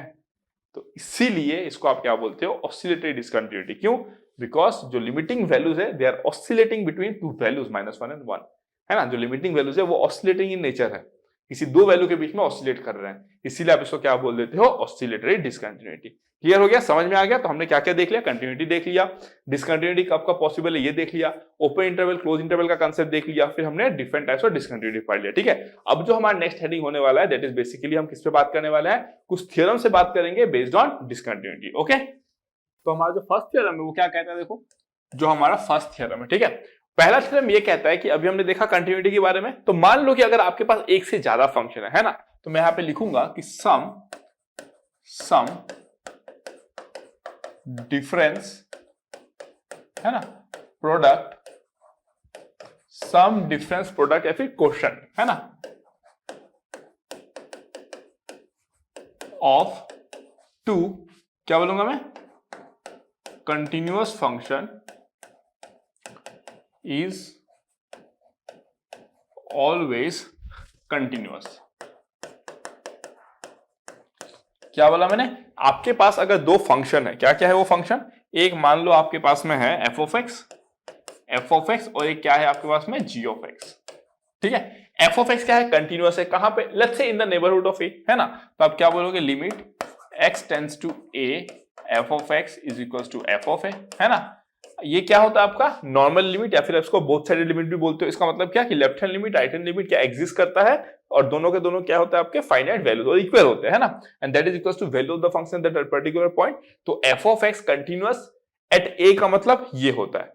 Similarly g of x continuous at a का मतलब क्या होगा, limit x tends to a g of x is equals to g of a। यही हम लोग मीन कर रहे हैं ना। तो आपसे बोला गया कि अगर एफ ऑफ एक्स और जी ऑफ एक्स अगर कंटिन्यूअस है ना, अगर एफ ऑफ एक्स और जी ऑफ एक्स कंटिन्यूअस है तो इन दैट केस क्या होगा आपका f of x plus minus g of x, then f of x into ji of x, then f of x by ji of x. ये सारे के सारे continuous होंगे, बस आपको थर्ड वाले में एक कंडीशन लगाना है, वो क्या है कि G of A not equals to zero. क्योंकि अगर जी ऑफ ए जीरो हो गया तो भाई फंक्शन डिफाइंड ही नहीं हो पाएगा ना, F of x by ji of X. G of A अगर ए पे जीरो हो जाता है तो ये जो फंक्शन है, let's say this be h of x, है ना, इसको अगर मैं आपको बोल दूं एच ऑफ एक्स, तो ये फंक्शन तो डिफाइंड ही नहीं हो पाएगा ना भाई। तो इंपॉर्टेंट है कि ये फंक्शन डिफाइंड हो। Let's say this be my H of x, है ना। तो जो एच ऑफ एक्स फंक्शन है अगर जी ऑफ एक्स जीरो हो जाता है ए पे तो डिफाइन ही नहीं होगा। अब क्या बात करोगे कंटिन्यूटी के बारे में, है ना। तो ये सारे आपको पॉइंट जानने हैं, इसको हम प्रूफ कर सकते हैं बट इसका प्रूफ का रिक्वायरमेंट नहीं है ना। अगर आपको लिमिट आता है, लिमिट तो अभी मैंने पढ़ाया नहीं, नेक्स्ट क्लास में जब मैं कंटिन्यूटी के बाद डिफरेंशिएबिलिटी कवर कर लूंगा, उसके बाद थोड़ा डेरिवेटिव कवर कर लूंगा, फिर मैं लिमिट में जाऊंगा। तो जब आपको लिमिट आएगा तो फिर आप इसको प्रूव भी कर सकते हो ना। Limit x tends to F of x into ji of x जब करोगे तो दिखा दे रहा हूं फॉर एग्जांपल, लेट्स से मुझे सम का प्रूफ करना है, तो आप कैसे करोगे, limit x tends to A F of x into ji of X. अगर ये आप F of A into ji of A निकाल दिए तो आपका काम हो गया ना। Let's see, let's find out. तो ये क्या लिखेंगे हम लोग, limit x tends to A F of x, है ना, into limit x tends to A ji of X. क्यों, क्योंकि मैं लिमिट का प्रॉपर्टी बताया था, प्रोडक्ट होने से क्या हो जाता है, सेपरेट हो जाता है ना। ठीक है, इसको मैं क्या लिखूंगा, देखो limit x tends to F of x, तो क्या लिखूंगा मैं, f of a, limit x tends to A ji of x, तो क्या लिखूंगा मैं, this will be g of x, right, this will be g of x. ये हो जाएगा आपका जी ऑफ ए। तो आ गया ना। अगर limit x tends to F of x into ji of x, f of A into ji of x के बराबर है, that means what, f of x और जी ऑफ एक्स भी कंटीन्यूअस है, कहां पे, ए पे, खत्म कहानी। ठीक है ना। तो इसलिए मैंने बोला अगर आपका सम डिफरेंट, अगर आपका दो फंक्शन, क्या बोला मैं, दो फंक्शन अगर आपका क्या है कंटीन्यूअस है, उन तीनों को दोनों को मल्टीप्लाई करोगे तो आपका जो प्रोडक्ट निकल के आएगा वो भी क्या है, कंटीन्यूअस है। डिवीजन के केस में बस डिनोमिनेटर जो है वो ए पे जीरो नहीं होना चाहिए। ठीक है ना। नेक्स्ट पॉइंट, ठीक है। अगर मैं नेक्स्ट पॉइंट की बात करूं तो नेक्स्ट पॉइंट क्या कहता है, if f of x is continuous, है ना, if f of x is continuous कहां पे, at x equals to a, ठीक है ना, and g of x is discontinuous where at x equals to a, ठीक है, then f of x into g of x is not necessarily NECESS है ना, NECESSRIL necessarily discontinuous at x is equals to a। इस बात को समझो आप अच्छे से ध्यान से, है ना। क्या बोला गया, अगर f of x is continuous होता है x इक्वल्स टू a पे और g of x अगर डिसकंटिन्यूअस होता है at x equals to a पे, देन जो प्रोडक्ट है f of x into g of x वो क्या होगा आपका, नेसेसरी नहीं है कि वो भी डिसकंटिन्यूअस ही होगा। क्योंकि किसी बच्चों को लग सकता है एक कंटिन्यूअस दूसरा डिसकंटिन्यूअस, मल्टीप्लाई कर दो डिसकंटिन्यूअस। कैसे सोचेगा पता है, पॉजिटिव इंटू नेगेटिव, नेगेटिव होता है तो भाई कंटिन्यूअस को सोचेगा कंटिन्यूअस है, पॉजिटिव कंसीडर करते हैं, डिसकंटिन्यूअस नेगेटिव है, कुछ नेगेटिव है, पॉजिटिव इंटू नेगेटिव, नेगेटिव, मतलब कंटिन्यूअस इंटू डिसकंटिन्यूअस, डिसकंटिन्यूअस होना चाहिए। ऐसा फालतू का अगर लॉजिक लगाओगे तो आंसर भी फालतू ही आएगा ना आपका, समझ लो। तो ऐसा घटिया लॉजिक नहीं लगाना है। अगर आप प्रोडक्ट करते हो तो may be it may be discontinuous, but necessary नहीं है, वो कंटिन्यूअस भी हो सकता है। एग्जांपल के तरीके से देखते हैं हम लोग, है ना। एक एग्जांपल ले लेते हैं, एग्जांपल की बात करता हूं मैं। मान लो आपका f of x है इज इक्वल्स टू x, क्या है, f of x is equals to x, है ना, और जो g of x है that is equals to sin 1 by x, x not equals to 0, और क्या बोलोगे आप, that is 0 when x is equals to 0। तो f of x क्या है आपका, कंटिन्यूअस है ना। अगर मैं 0 की बात करूं, 0 इज द मेरा point of interest, critical point, क्यों, क्योंकि फंक्शन में देखो 0 में कुछ हो रहा है तो हम लोग 0 में ही चेक करते हैं बस, ठीक है ना। अगर ढेर सारे जितने पॉइंट्स रहेंगे ना जहां भी फंक्शन का बिहेवियर चेंज हो रहा है, क्रिटिकल पॉइंट्स, तो वहां पे हम लोग कंटिन्यूटी, डिफरेंशिएबिलिटी ये सब चेक करते हैं, ठीक है ना। तो f of x क्या है, x है, और हमको पता है x जो होता है ये क्या होता है आपका, इट्स ऑलवेज कंटिन्यूअस, है ना। तो g of x is equal to sin 1/x, ये साफ साफ पता चलता है क्या देता है आपको, ऑसिलेटरी डिसकंटिन्यूटी देता है। क्या होता है ये, ऑसिलेटरी डिसकंटिन्यूटी, है ना। तो ये कंटिन्यूअस फंक्शन है और ये डिसकंटिन्यूअस फंक्शन है। क्यों? क्योंकि अगर आप 0 माइनस और 0 प्लस पे लिमिट कैलकुलेट करते हो, 0 पे तो चलो वैल्यू डिफाइंड है, 0 पे ये फंक्शन डिफाइंड है कि इसका वैल्यू 0 है, लेकिन 0 माइनस और 0 प्लस पे तो ऑसिलेटरी डिसकंटिन्यूटी है ना। अगर आपको पता है कंटिन्यूटी होना है तो भाई एक ही कंडीशन है, left hand limit right hand limit, value of the function at that point. तो आपका value of the function at that point क्या है, 0 है। बट लेफ्ट हैंड लिमिट में तो भाई कुछ भी हो सकता है ना -1 से 0 के बीच, राइट हैंड लिमिट में तो कुछ भी हो सकता है ना -1 से 0 के -1 से 1 के बीच, सॉरी, है ना, -1 से 1 के बीच। तो आपको कैसे पता चलेगा कि इसका वैल्यू 0 ही होगा, that means this is discontinuous. अब हम बात करते हैं f of x into g of x की, ठीक है। अगर मैं बोलूं आपसे कि therefore f of x into g of x क्या बनेगा आपका, देखो f of x into g of x बनेगा x sin of 1/x, कब, x not equals to 0, ठीक है ना। और ये क्या हो जाएगा 0 जब x is equals to 0, ठीक है ना। अब f of x into g of x, इसका वैल्यू जब x 0 होगा तो कितना होता है 0। अगर 0 माइनस और 0 प्लस पे इसका वैल्यू 0 हो जाए तो ये कंटिन्यूअस बन जाएगा, और ये है कंटिन्यूअस। क्यों? क्योंकि 0 माइनस पे इसका वैल्यू क्या है, x into sine of 1/x। 0 minus मतलब व्हाट, 0 से एकदम कम कुछ एक वैल्यू, 0 नहीं है बट 0 से थोड़ा सा कुछ कम। आप हमेशा ये बात को याद रखना, whenever an infinitesimal is multiplied to a bounded function the product vanishes। क्या बोला मैंने, लिख लो, whenever, सब समझा रहा हूं, लिख लो बस, whenever an infinitesimal is multiplied to a bounded function the product vanishes, मतलब the product becomes 0। इसका मतलब क्या हुआ, अब देखो इन्फिनिटी और इन्फिनिटेसिमल का मतलब क्या होता है। इन्फिनिटी मतलब हाई, वेरी हाई, इसके बारे में बात करते हैं हम लोग। इन्फिनिटेसिमल मतलब क्या होता है, उतना ही छोटा, जितना छोटा आप सोच सकते हो उससे भी ज्यादा छोटा, फिर अगर आप उसको भी सोच ले गए तो उससे भी ज्यादा छोटा, नो लिमिट, कितना छोटा, है ना, 0 के एकदम करीब। तो जब भी ऐसे किसी नंबर को आप जब एक बाउंडेड फंक्शन से मल्टीप्लाई करते हो, ये क्या है आपका, एक बाउंडेड फंक्शन। क्यों? क्योंकि x का वैल्यू आप यहां पे कुछ भी रखो, एनी रियल नंबर रखो, जो साइन ऑफ 1/x का वैल्यू मिलेगा ना वो -1 से 1 के बीच ही मिलेगा, वो कभी भी और कुछ हो ही नहीं सकता है। तो जब भी आपका इसका साइन ऑफ 1/x का लोअर बाउंड क्या है, -1, अपर बाउंड क्या है 1, है ना। जब भी लोअर बाउंड और अपर बाउंड एक फाइनाइट वैल्यूज होते हैं, in that case you call it what, a bounded function। और जब भी आप बाउंडेड फंक्शन को एक इनफिनिटेसिमल मतलब एक छोटे से नंबर से मल्टीप्लाई करोगे, प्रोडक्ट हमेशा 0 होगा। That means in this case अगर मैं बोलूं कि जो लेफ्ट हैंड लिमिट आएगा that is equals to right hand limit के बराबर, दैट इज इक्वल्स टू 0। क्यों? क्योंकि 0 माइनस पे इसका वैल्यू बहुत छोटा है और इसका तो बाउंडेड है, 0 प्लस पे भी इसका वैल्यू बहुत छोटा है और ये तो बाउंडेड है। तो बोथ द केसेस आपको क्या मिल जाएंगे, 0 मिल जाएंगे। और वैल्यू ऑफ द फंक्शन तो 0 है, ये 0 पे, तो ये तो कंटिन्यूअस हो गया ना। ये क्या हो गया आपका, कंटिन्यूअस हो गया। सी, ये हो गया आपका कंटिन्यूअस, ठीक है ना। और इस केस में क्या था, ये था आपका कंटिन्यूअस और ये जो था आपका डिसकंटिन्यूअस था। ये जो आपका है वो डिसकंटिन्यूअस है। क्लियर हो गया, डन, समझ में आ गया। तो बस यही है आपका फंडा, है ना, इसके अलावा आपको सोचना ही नहीं है। अब अगर मैं नेक्स्ट बात करूं यहाँ पे, लेट्स से मैं नेक्स्ट बात करता हूं, ठीक है। सेकंड पॉइंट हो गया।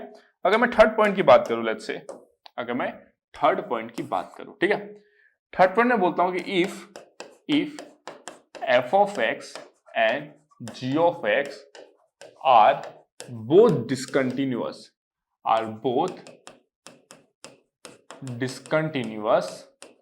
है ना, कहां पे, at x equals to a, then क्या लिखूंगा मैं, then f of x into g of x may not be necessarily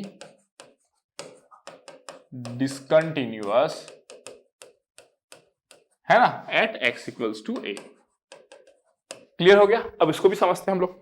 for example let's say मैं आपको एक ग्राफ ड्रॉ करता हूं यहाँ पे, ठीक है। मैं आपको क्या करते, क्या बोला मैंने, देखो अगर f of x और g of x दो फंक्शन है, दोनों ही क्या है, डिसकंटिन्यूअस है।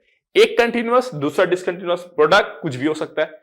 एक डिसकंटिन्यूअस दूसरा भी डिसकंटिन्यूअस, प्रोडक्ट कुछ भी हो सकता है। जैसे कि इन दिस केस आप देखोगे, अगर मैं दो फंक्शन ड्रॉ करूं लेट्स से, ठीक है, एक को मैंने ऐसे ड्रॉ कर दिया लेट्स से,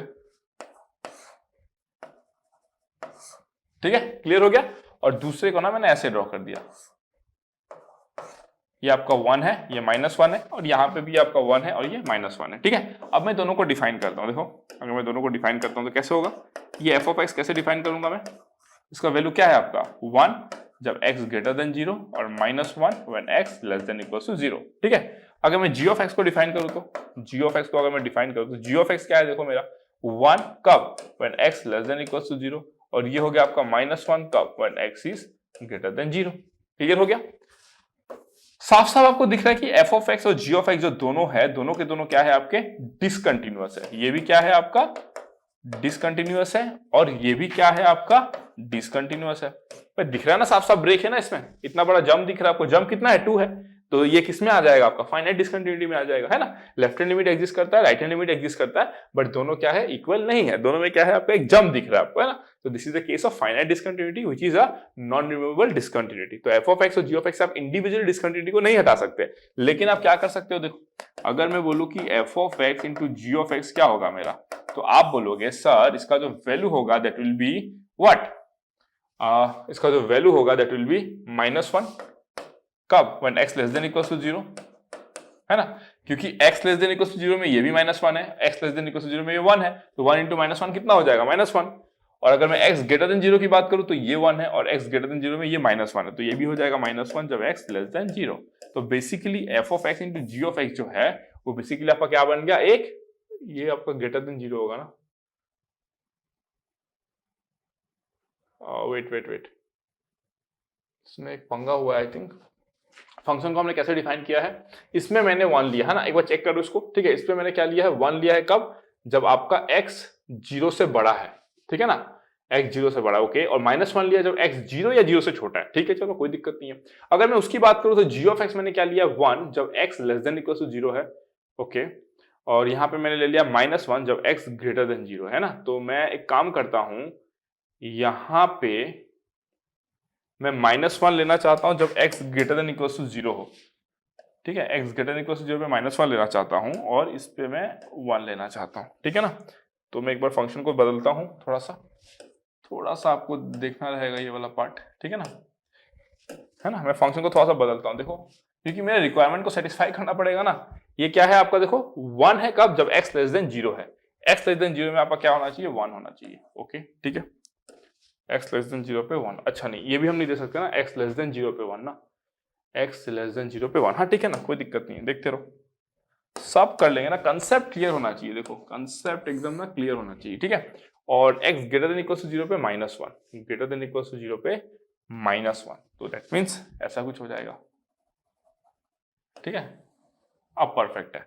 अब अगर मैं आपको बोलूं यहाँ पे कि f ऑफ x, देखो ये क्या है 1 जब x 0 से बड़ा है, देखो 1 जब x 0 से बड़ा है, और -1 होगा जब x 0 या 0 से कम है। यस परफेक्ट, ये क्या है मेरा 1 जब x लेस देन 0 है, और ये क्या है आपका -1 जब x क्या है आपका ग्रेटर देन इक्वल्स टू 0 है। ठीक है ना, -1 जब x greater than equals to 0। Okay fine, अगर मैं f of x into g of x की बात करूं तो अब क्या हो जाएगा, देखो ग्रेटर देन इक्वल्स टू 0 और ग्रेटर देन 0 दोनों में क्या है -1 आएगा, तो ये हो जाएगा आपका greater than equals to 0, greater than equals to 0। ठीक है, और अगर मैं इसकी बात करूं कि x less than equals to 0, तो x less than equals to 0 पे भी -1 है ना, x less than equals to 0 पे भी -1 है। चलो ठीक है, कोई दिक्कत नहीं है ना। तो ये बेसिकली आपका क्या बन गया, एक कांस्टेंट फंक्शन बन गया, है ना, ये कांस्टेंट फंक्शन बन गया।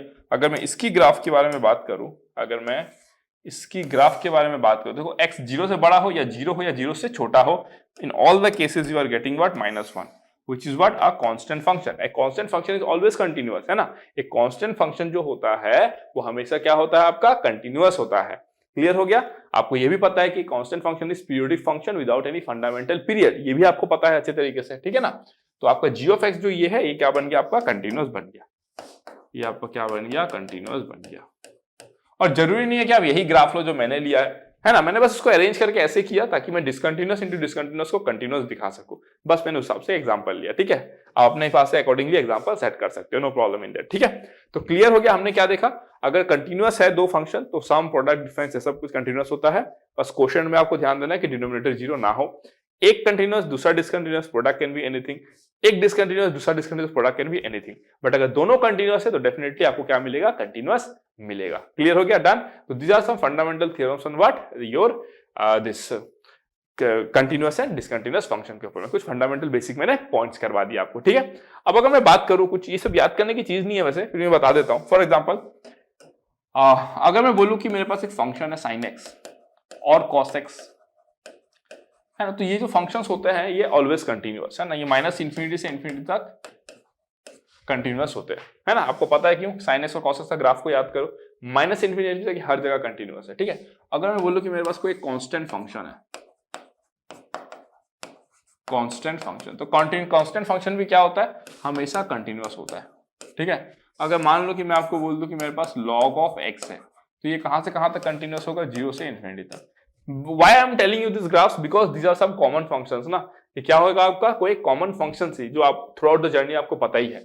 अगर मैं बोलूं कि e to the power x या फिर e to the power minus x, या फिर a ले लो, a भी ले सकते हो, कोई दिक्कत नहीं है, ये भी आपका माइनस इंफिनिटी से क्या होता है, आपका इंफिनिटी तक कंटिन्यूअस होता है ना।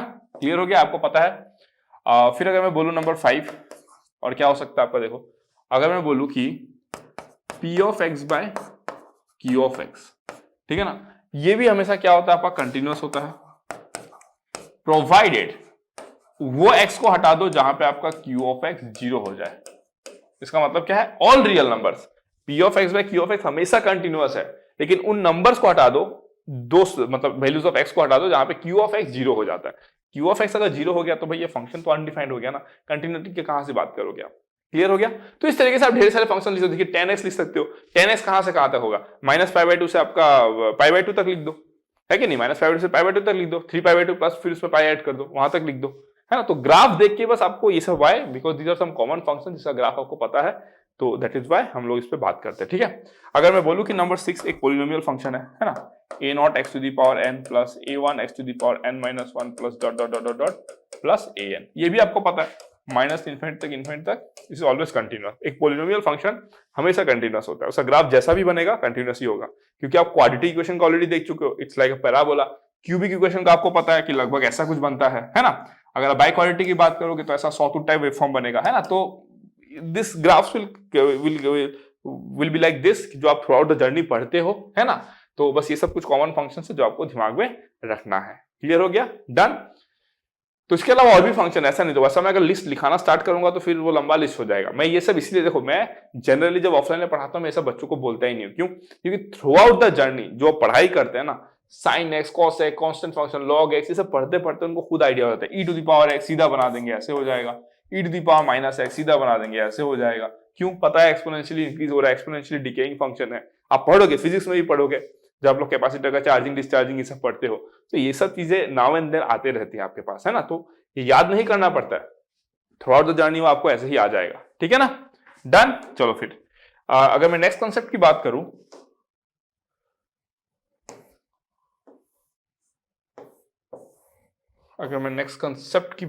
यहां पे, ठीक है,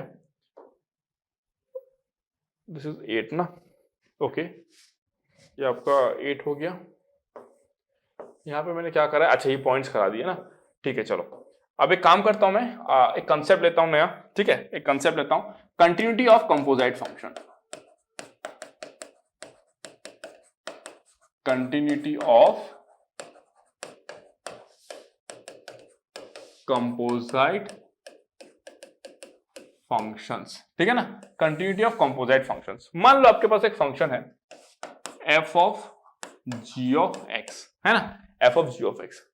आपको इसका कंटिन्यूटी चेक करना है ना, ये फंक्शन कंटिन्यूअस है कि नहीं, x equal to some a पे, ठीक है। तो मैं कैसे करूंगा, देखो,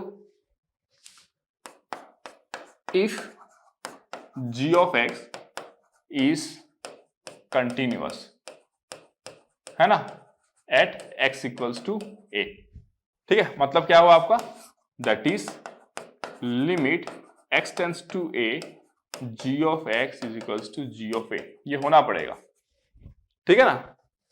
and f is continuous at g of a, then only f of g of x is continuous at x equals to a। बहुत ही सिंपल कंसेप्ट है, कंपोजिट फंक्शन क्या होता है? फंक्शन ऑफ फंक्शन, है ना। कंपोजिट फंक्शन क्या होता है आपका? Function of function. मैंने आपको क्या बोला? अगर g ऑफ x कंटिन्यूअस है x इक्वल्स टू a पे, है ना, मतलब g ऑफ x कंटिन्यूअस मतलब क्या? आप ग्राफ के पॉइंट ऑफ व्यू से करो, ग्राफ वहां पे क्या है? ब्रेक नहीं है, ग्राफ कंटिन्यूअस है, ठीक है। तो आप g ऑफ a आपका निकलेगा, क्योंकि आपने बोला कि g ऑफ x कंटिन्यूअस है x equals to a, g of a आएगा। फिर g ऑफ a का कुछ एक वैल्यू आया, लेट्स से 5 आया, 6 आया, 7, 0, -1 कुछ भी आया, ठीक है ना। फिर f ऑफ वो वैल्यू जो है तो एग्जिस्ट करना पड़ेगा ना। f ऑफ जो वैल्यू है उसका एग्जिस्ट करना पड़ेगा, तभी तो आप बोलोगे ना कंटिन्यूअस होगा। क्यों? क्योंकि g ऑफ x जब x इक्वल्स टू a पे कंटिन्यूअस है तो g ऑफ x का वैल्यू आपको g ऑफ a मिल जाएगा वहां पे, जो भी उसका वैल्यू आएगा, है ना। That means limit x tends to a, g of x equals to g of a आएगा। g ऑफ a कुछ तो पॉइंट आएगा ना, जिस तरीके से a g ऑफ x के लिए एक पॉइंट था, उसी तरीके से g of a f of x के लिए एक पॉइंट रहेगा। समझ रहे हो कि नहीं? जिस तरीके से a g ऑफ x के लिए एक पॉइंट था जहां पे आपको कंटिन्यूटी चेक करना था और वो कंटिन्यूअस हो चुका है, तो आप g ऑफ a निकाल लोगे। फिर g ऑफ a पे आप f का कंटिन्यूटी चेक करोगे कि f of g of a जो है वो कंटिन्यूअस है कि नहीं है। g ऑफ a तो कुछ वैल्यू आएगा ना, तो f of g of a continuous है कि नहीं। अगर वो कंटिन्यूअस हो गया तभी आप बोलोगे कि ये फंक्शन क्या है? कंटिन्यूअस है। अगर मान लो g ऑफ x कंटिन्यूअस नहीं है तो कंपोजिट फंक्शन कंटिन्यूअस नहीं होगा। या फिर मान लो g ऑफ x कंटिन्यूअस है but f of g of x continuous नहीं है, इन दैट केस आप क्या बोलोगे? ये f of g of x जो है वो कंटिन्यूअस नहीं है। क्लियर हो गया? डन। तो एक क्वेश्चन कर लेते हैं, मैंने यहाँ पे क्वेश्चन नोट किया था वैसे, but I don't know where this question went. Okay चलो, ये कंसेप्ट तो मैंने करा दिया I think. Okay so we have a question here, है ना, हमारे पास यहाँ पे एक क्वेश्चन है, ठीक है ना। अगर मैं बात करूं आपसे, यहाँ पे क्वेश्चन देखो, find the points of discontinuity of y is equals to 1 by u square plus u minus 2 where u is equals to 1 by x minus 1।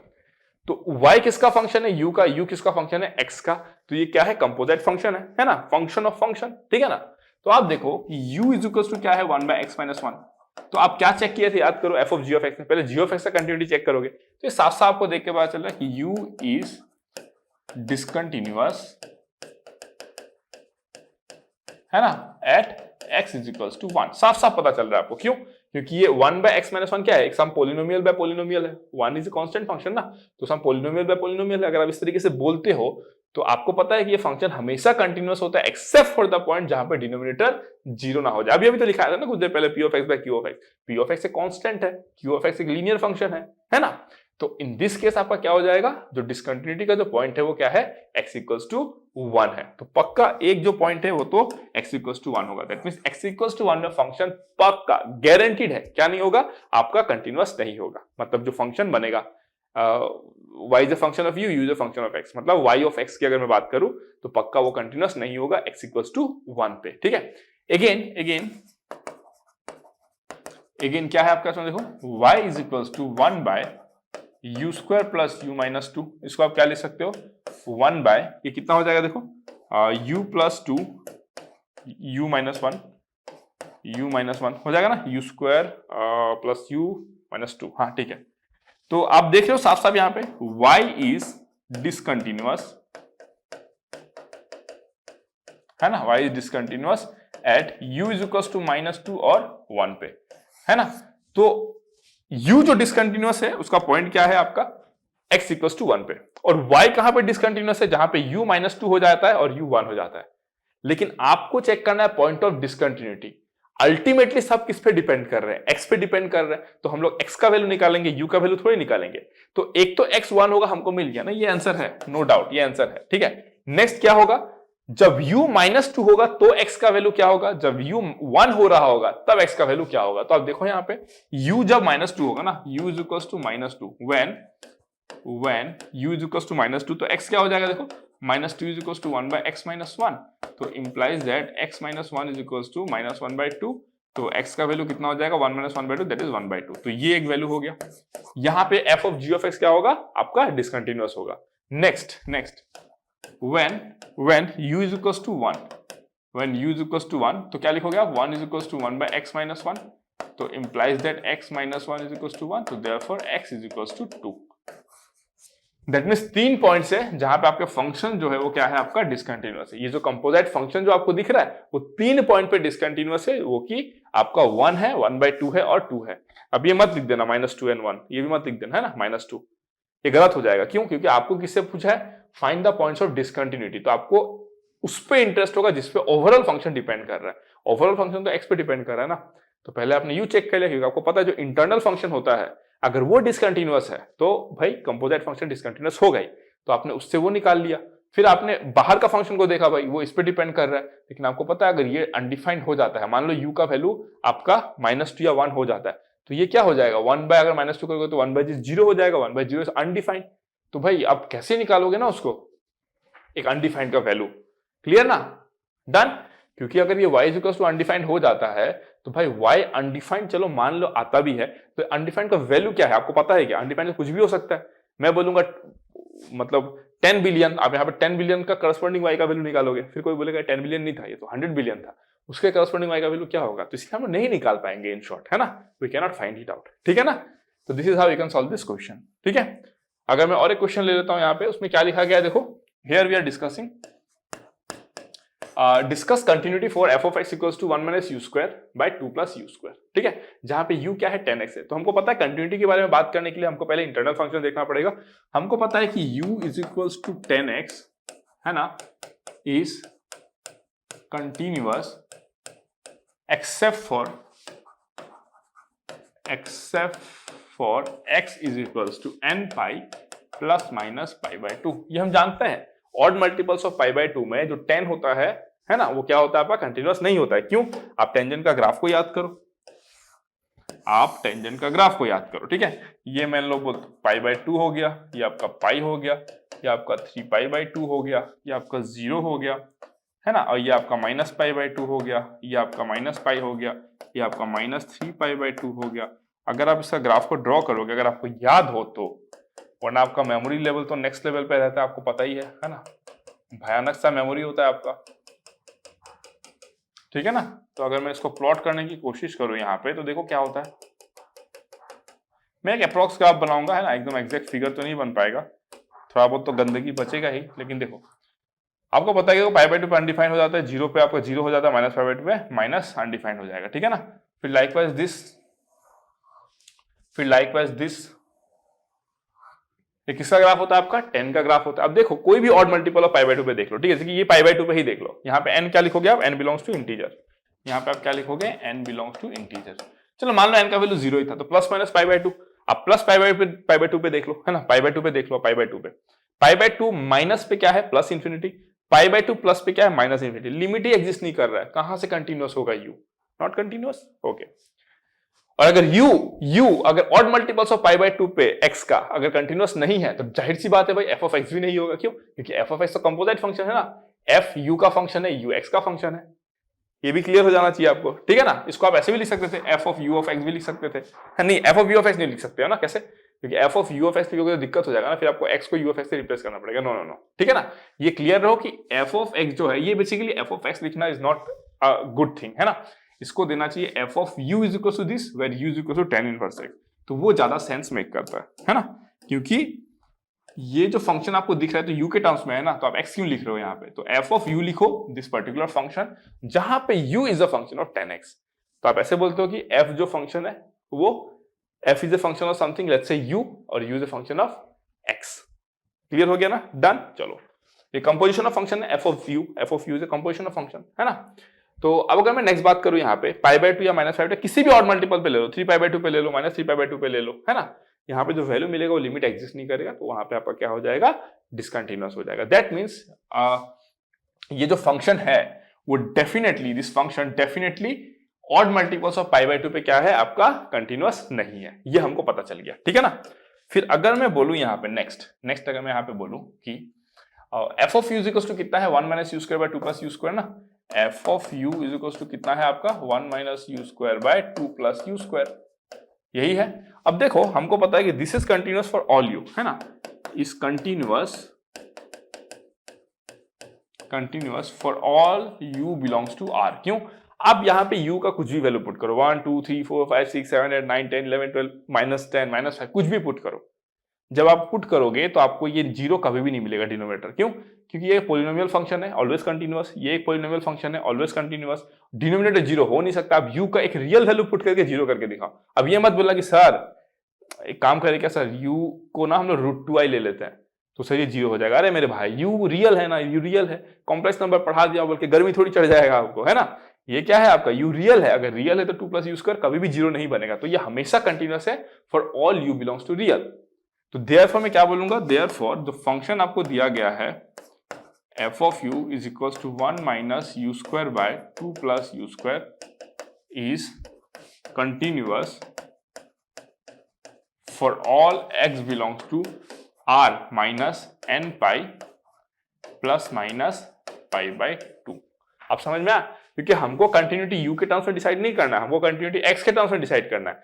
तो x क्या होगा, कोई भी रियल वैल्यू हो सकता है, बस ये नहीं होना चाहिए, n pi plus minus pi by 2 नहीं होना चाहिए। अगर ये हो जाएगा तो ही दिक्कत है, अदरवाइज कोई दिक्कत नहीं है, मस्त आंसर आएगा आपका, ठीक है ना। तो ये जो फंक्शन है क्या है, हमेशा कंटिन्यूअस बना रहेगा। क्लियर हो गया, डन। अब अगर मैं बोलूं कि ये कैसा डिसकंटिन्यूटी है ना, ये कैसा डिसकंटिन्यूटी, आपको पता चल गया जो फंक्शन है वो कंटिन्यूअस है, लेकिन इस पर्टिकुलर पॉइंट पे क्या है, वो डिसकंटिन्यूअस आ रहा है ना। तो ये ऑफकोर्स सब बात आपको देख के ही पता चल रहा है, या तो ये आइसोलेटेड डिसकंटिन्यूटी होगा, या तो फिर ये क्या हो जाएगा आपका मिसिंग पॉइंट डिसकंटिन्यूटी। तो हम क्या करते हैं, देखो यहाँ पे, है ना, हम क्या करते हैं, हमको पता है उस जगह पे फंक्शन क्या है, अनडिफाइंड है, उस जगह पे फंक्शन क्या है, अनडिफाइंड है ना, तो that will be basically what, your missing point discontinuity. हमको पता है मिसिंग पॉइंट डिसकंटिन्यूटी किस में आता है, आपका रिमूवेबल डिसकंटिन्यूटी में। तो कैसे रिमूव करोगे इसको, अब देखो आप, जब मान लो आपका limit x tends to pi by 2 लेता हूं मैं, ठीक है, x टेंड्स टू क्या ले लेता हूं मैं, for example let's say pi by 2, है ना। जब मैं x tends to pi by 2 लूंगा, ठीक है ना, तो u क्या हो रहा है आपका, अनडिफाइंड हो रहा है। आप देखो वहां पे कहा गया आपका, अगर मैं x tends to pi by 2 लेता हूं तो u का वैल्यू क्या हो जाएगा आपका, अनडिफाइंड की तरफ चला जाएगा, है ना। तो इन दैट केस में क्या करूंगा, देखो for example f of u is equals to 1 minus u square 2 plus u square is continuous for all x belongs to real minus n pi plus minus pi by 2। लेकिन मैं जानना चाहता हूं, मैं क्या जानना चाहता हूं कि अगर ये फंक्शन जो है, अगर वो n pi plus minus pi by 2 पे, है ना, n pi प्लस माइनस 2 पे अगर उसका जो वैल्यू है, क्या बोला मैंने, उसका जो वैल्यू है वो क्या आता है, अगर मुझे वो पता चल गया कि इस पे वैल्यू आता क्या है, तो मैं इस फंक्शन को क्या कर सकता हूं, रिडिफाइन कर सकता हूं, है ना। तो मैं क्या करूंगा, देखो limit x tends to pi by 2 plus, अगर मैं करता हूं 10x, कितना आएगा आपका, प्लस इंफिनिटी, ठीक है ना। अगर मैं बोलूं कि limit x tends to pi by 2 minus 10x, ये कितना आएगा आपका, माइनस इंफिनिटी। क्लियर हो गया ना, डन। अब आप बोलोगे सर आपने n pi plus minus pi by 2 क्यों नहीं किया, अरे एक ही बात है, आप कोई भी odd multiples of pi by 2, मैं यहाँ पे पाई बाय 2 लिखा हूं ना, आप 3 पाई बाय 2 लेके निकालो, आप यहाँ पे 3 पाई बाय 2 माइनस लेके निकालो, एवरीथिंग विल बी सेम, कुछ भी बदलेगा नहीं। यहाँ पे पाई पाई ऐड करो, पाई पाई माइनस करो, कुछ नहीं बदलेगा। तो मैं किसी एक नोट पे चेक कर लिया, जो आपका पाई बाय 2 पे वैल्यू आएगा वही आपका किस पे आएगा, 3 पाई बाय 2 पे भी वैल्यू आएगा, लिमिटिंग केस में, है ना। तो मैं कुछ भी ले सकता हूं, उससे फर्क नहीं पड़ता है, ठीक है ना। और 10x जो था वही क्या था आपका, u था, 10x जो था वही क्या था आपका, u था ना, यही तो u था आपका। क्लियर है, डन। तो एक बात तो क्लियर है, मैं यहां से ये लिख सकता हूं कि therefore limit x tends to pi by 2, जो u स्क्वायर होगा वो इनफाइनाइट होगा, ये तो श्योर है ना। 10x अगर इनफाइनाइट है और 10x अगर पाई बाय 2 माइनस पे अगर माइनस इनफाइनाइट है, तो स्क्वायर तो ऑफकोर्स इनफाइनाइट रहा होगा ना, स्क्वायर माइनस इनफाइनाइट का जब स्क्वायर करोगे तो क्या हो जाएगा आपका, that will be minus infinite only, I mean infinite only, है ना। कोई नेगेटिव नंबर बहुत बड़ा उसका स्क्वायर करोगे तो it will give a positive number, ठीक है ना। तो limit x tends to pi by 2 u square का वैल्यू जो होता है वो क्या होता है, इनफाइनाइट होता है। तो मैं यहाँ पे ये लिख सकता हूं, therefore limit x tends to pi by 2, है ना, क्या बोलूंगा मैं, f of u is equals to limit, जब x पाई बाय 2 को टेंड करता है, u स्क्वायर किसको टेंड करेगा, इनफाइनाइट को टेंड करेगा, u स्क्वायर किसको टेंड करेगा, इनफाइनाइट को टेंड करेगा, और ये क्या है आपका 1 minus u square by 2 plus U square. अब ये हो गया आपका लिमिट का क्वेश्चन। आपके दिमाग में आएगा कि सर आपने लिमिट तो पढ़ाया नहीं है सर, है ना, सर आपने लिमिट पढ़ाया नहीं है, तो सर हम इसको कैसे कैलकुलेट करेंगे। तो अभी के लिए मैं बता दे रहा हूं, आगे तो आपको वैसे भी समझ में आ ही जाएगा। इस कंसेप्ट को मैं थोड़ा सा और ऊपर लेवल पे लेकर गया, है ना। तो अब इसको कैसे कैलकुलेट करता हूं आपको पता है, देखो limit U square tends to infinite, numerator और डिनोमिनेटर दोनों को यू स्क्वायर से डिवाइड करो, तो क्या हो जाएगा 1 बाय यू स्क्वायर माइनस 1 और 2 by U square plus 1। Clear हो गया ना। तो इसका वैल्यू कितना आएगा, देखो limit U square tends to infinite, जब यू स्क्वायर को इनफाइनाइट टेंड करोगे तो 1 by some very large value किसको टेंड करेगा, 0 को टेंड करेगा, तो ये कितना हो जाएगा 0 - 1 divided by 0 + 1 that is equals to -1। That means जब x π/2 को टेंड करेगा या 3π/2 को टेंड करेगा या -π/2 को टेंड करेगा, समझ रहे हो ना, from both the ends, in that case जो f ऑफ u का वैल्यू होगा वो -1 आएगा, इरेस्पेक्टिव ऑफ कि x जो है वो π/2 3π/2 किसको टेंड कर रहा है। कोई भी ऑड मल्टीपल ऑफ π/2 को अगर वो टेंड करता है x अगर उसके तरफ बढ़ने का कोशिश करता है तो इसका जो वैल्यू आता है वो कितना आता है, -1 के बराबर आता है। और वो तो हमारा पॉइंट ऑफ डिसकंटिन्यूटी था ना, वो तो हमारा पॉइंट ऑफ डिसकंटिन्यूटी था। तो हम अगर इसको रिडिफाइन करें, अगर हम चाहते हैं कि ये कंटिन्यूअस बना रहे तो हम कैसे डिफाइन करेंगे इसको, देखो हम इसको कैसे डिफाइन करेंगे। अगर हम चाहते हैं कि ये हमारा कंटिन्यूअस बना रहे तो हम कैसे डिफाइन करेंगे इसको, ठीक है ना, कहाँ गया, इधर गया, ठीक है। तो हम इसको डिफाइन करेंगे इन दिस वे, ठीक है ना। हम इसको कैसे डिफाइन करेंगे, मैं थोड़ा सा ऊपर ही लिख देता हूँ, चलो, है ना। मैं इसको रीडिफाइन करता हूँ, कैसे रीडिफाइन करूंगा, देखो f of u is equals to 1 - u square by 2 plus u square, है ना। 1 - u square by 2 plus u square कब जब x not equals to n pi plus minus π/2, clear हो गया। और -1 हो जाएगा कब, when x is equals to n pi plus minus π/2, जहां पे क्या है आपका n कोई इंटीजर है और u क्या है, और u तो हमेशा आपका 10x होगा, 10 of x, u 10 of x होगा, उसमें कोई प्रॉब्लम नहीं है, क्लियर हो गया। अगर मैं फंक्शन को डिफाइन कर दूं, अभी आपका क्या था, यही था बस, चाहे x n pi plus minus π/2 हो या ना हो, लेकिन मैंने क्या किया, n pi plus minus π/2 के जब बराबर नहीं है x तब मैंने ये लिया, ठीक है ना, जो कि क्या हो रहा था, हमेशा आपका कंटिन्यूअस आ रहा था। और इस केस में मैंने क्या कर लिया, आपका n pi plus minus π/2 में मैंने क्या ले लिया, उसको -1 ले लिया, क्लियर हो गया ना, डन। क्योंकि n pi plus minus π/2 पे क्या था, ये जो फंक्शन था वो डिसकंटिन्यूअस आ रहा था तो मैंने 1 ले लिया। लेकिन अगर मैं बात करूं कि उसके किसी नेबरहुड पॉइंट पे आपका जो वैल्यू था वो क्या आता था, -1 ही आता था, इसका लिमिटिंग केस क्या आता था आपका, -1 ही आता था, तो वो हमने निकाल लिया, उसका जो भी आएगा उसका वैल्यू हमने लिख लिया, ठीक है। Now we can say that we have remove the discontinuity. क्यों, प्रॉब्लम कहां पे आ रहा था आपका, n pi plus minus π/2 पे ही आ रहा था, क्योंकि आप बाकी हर जगह पे तो वैल्यू निकाल ही रहे थे ना।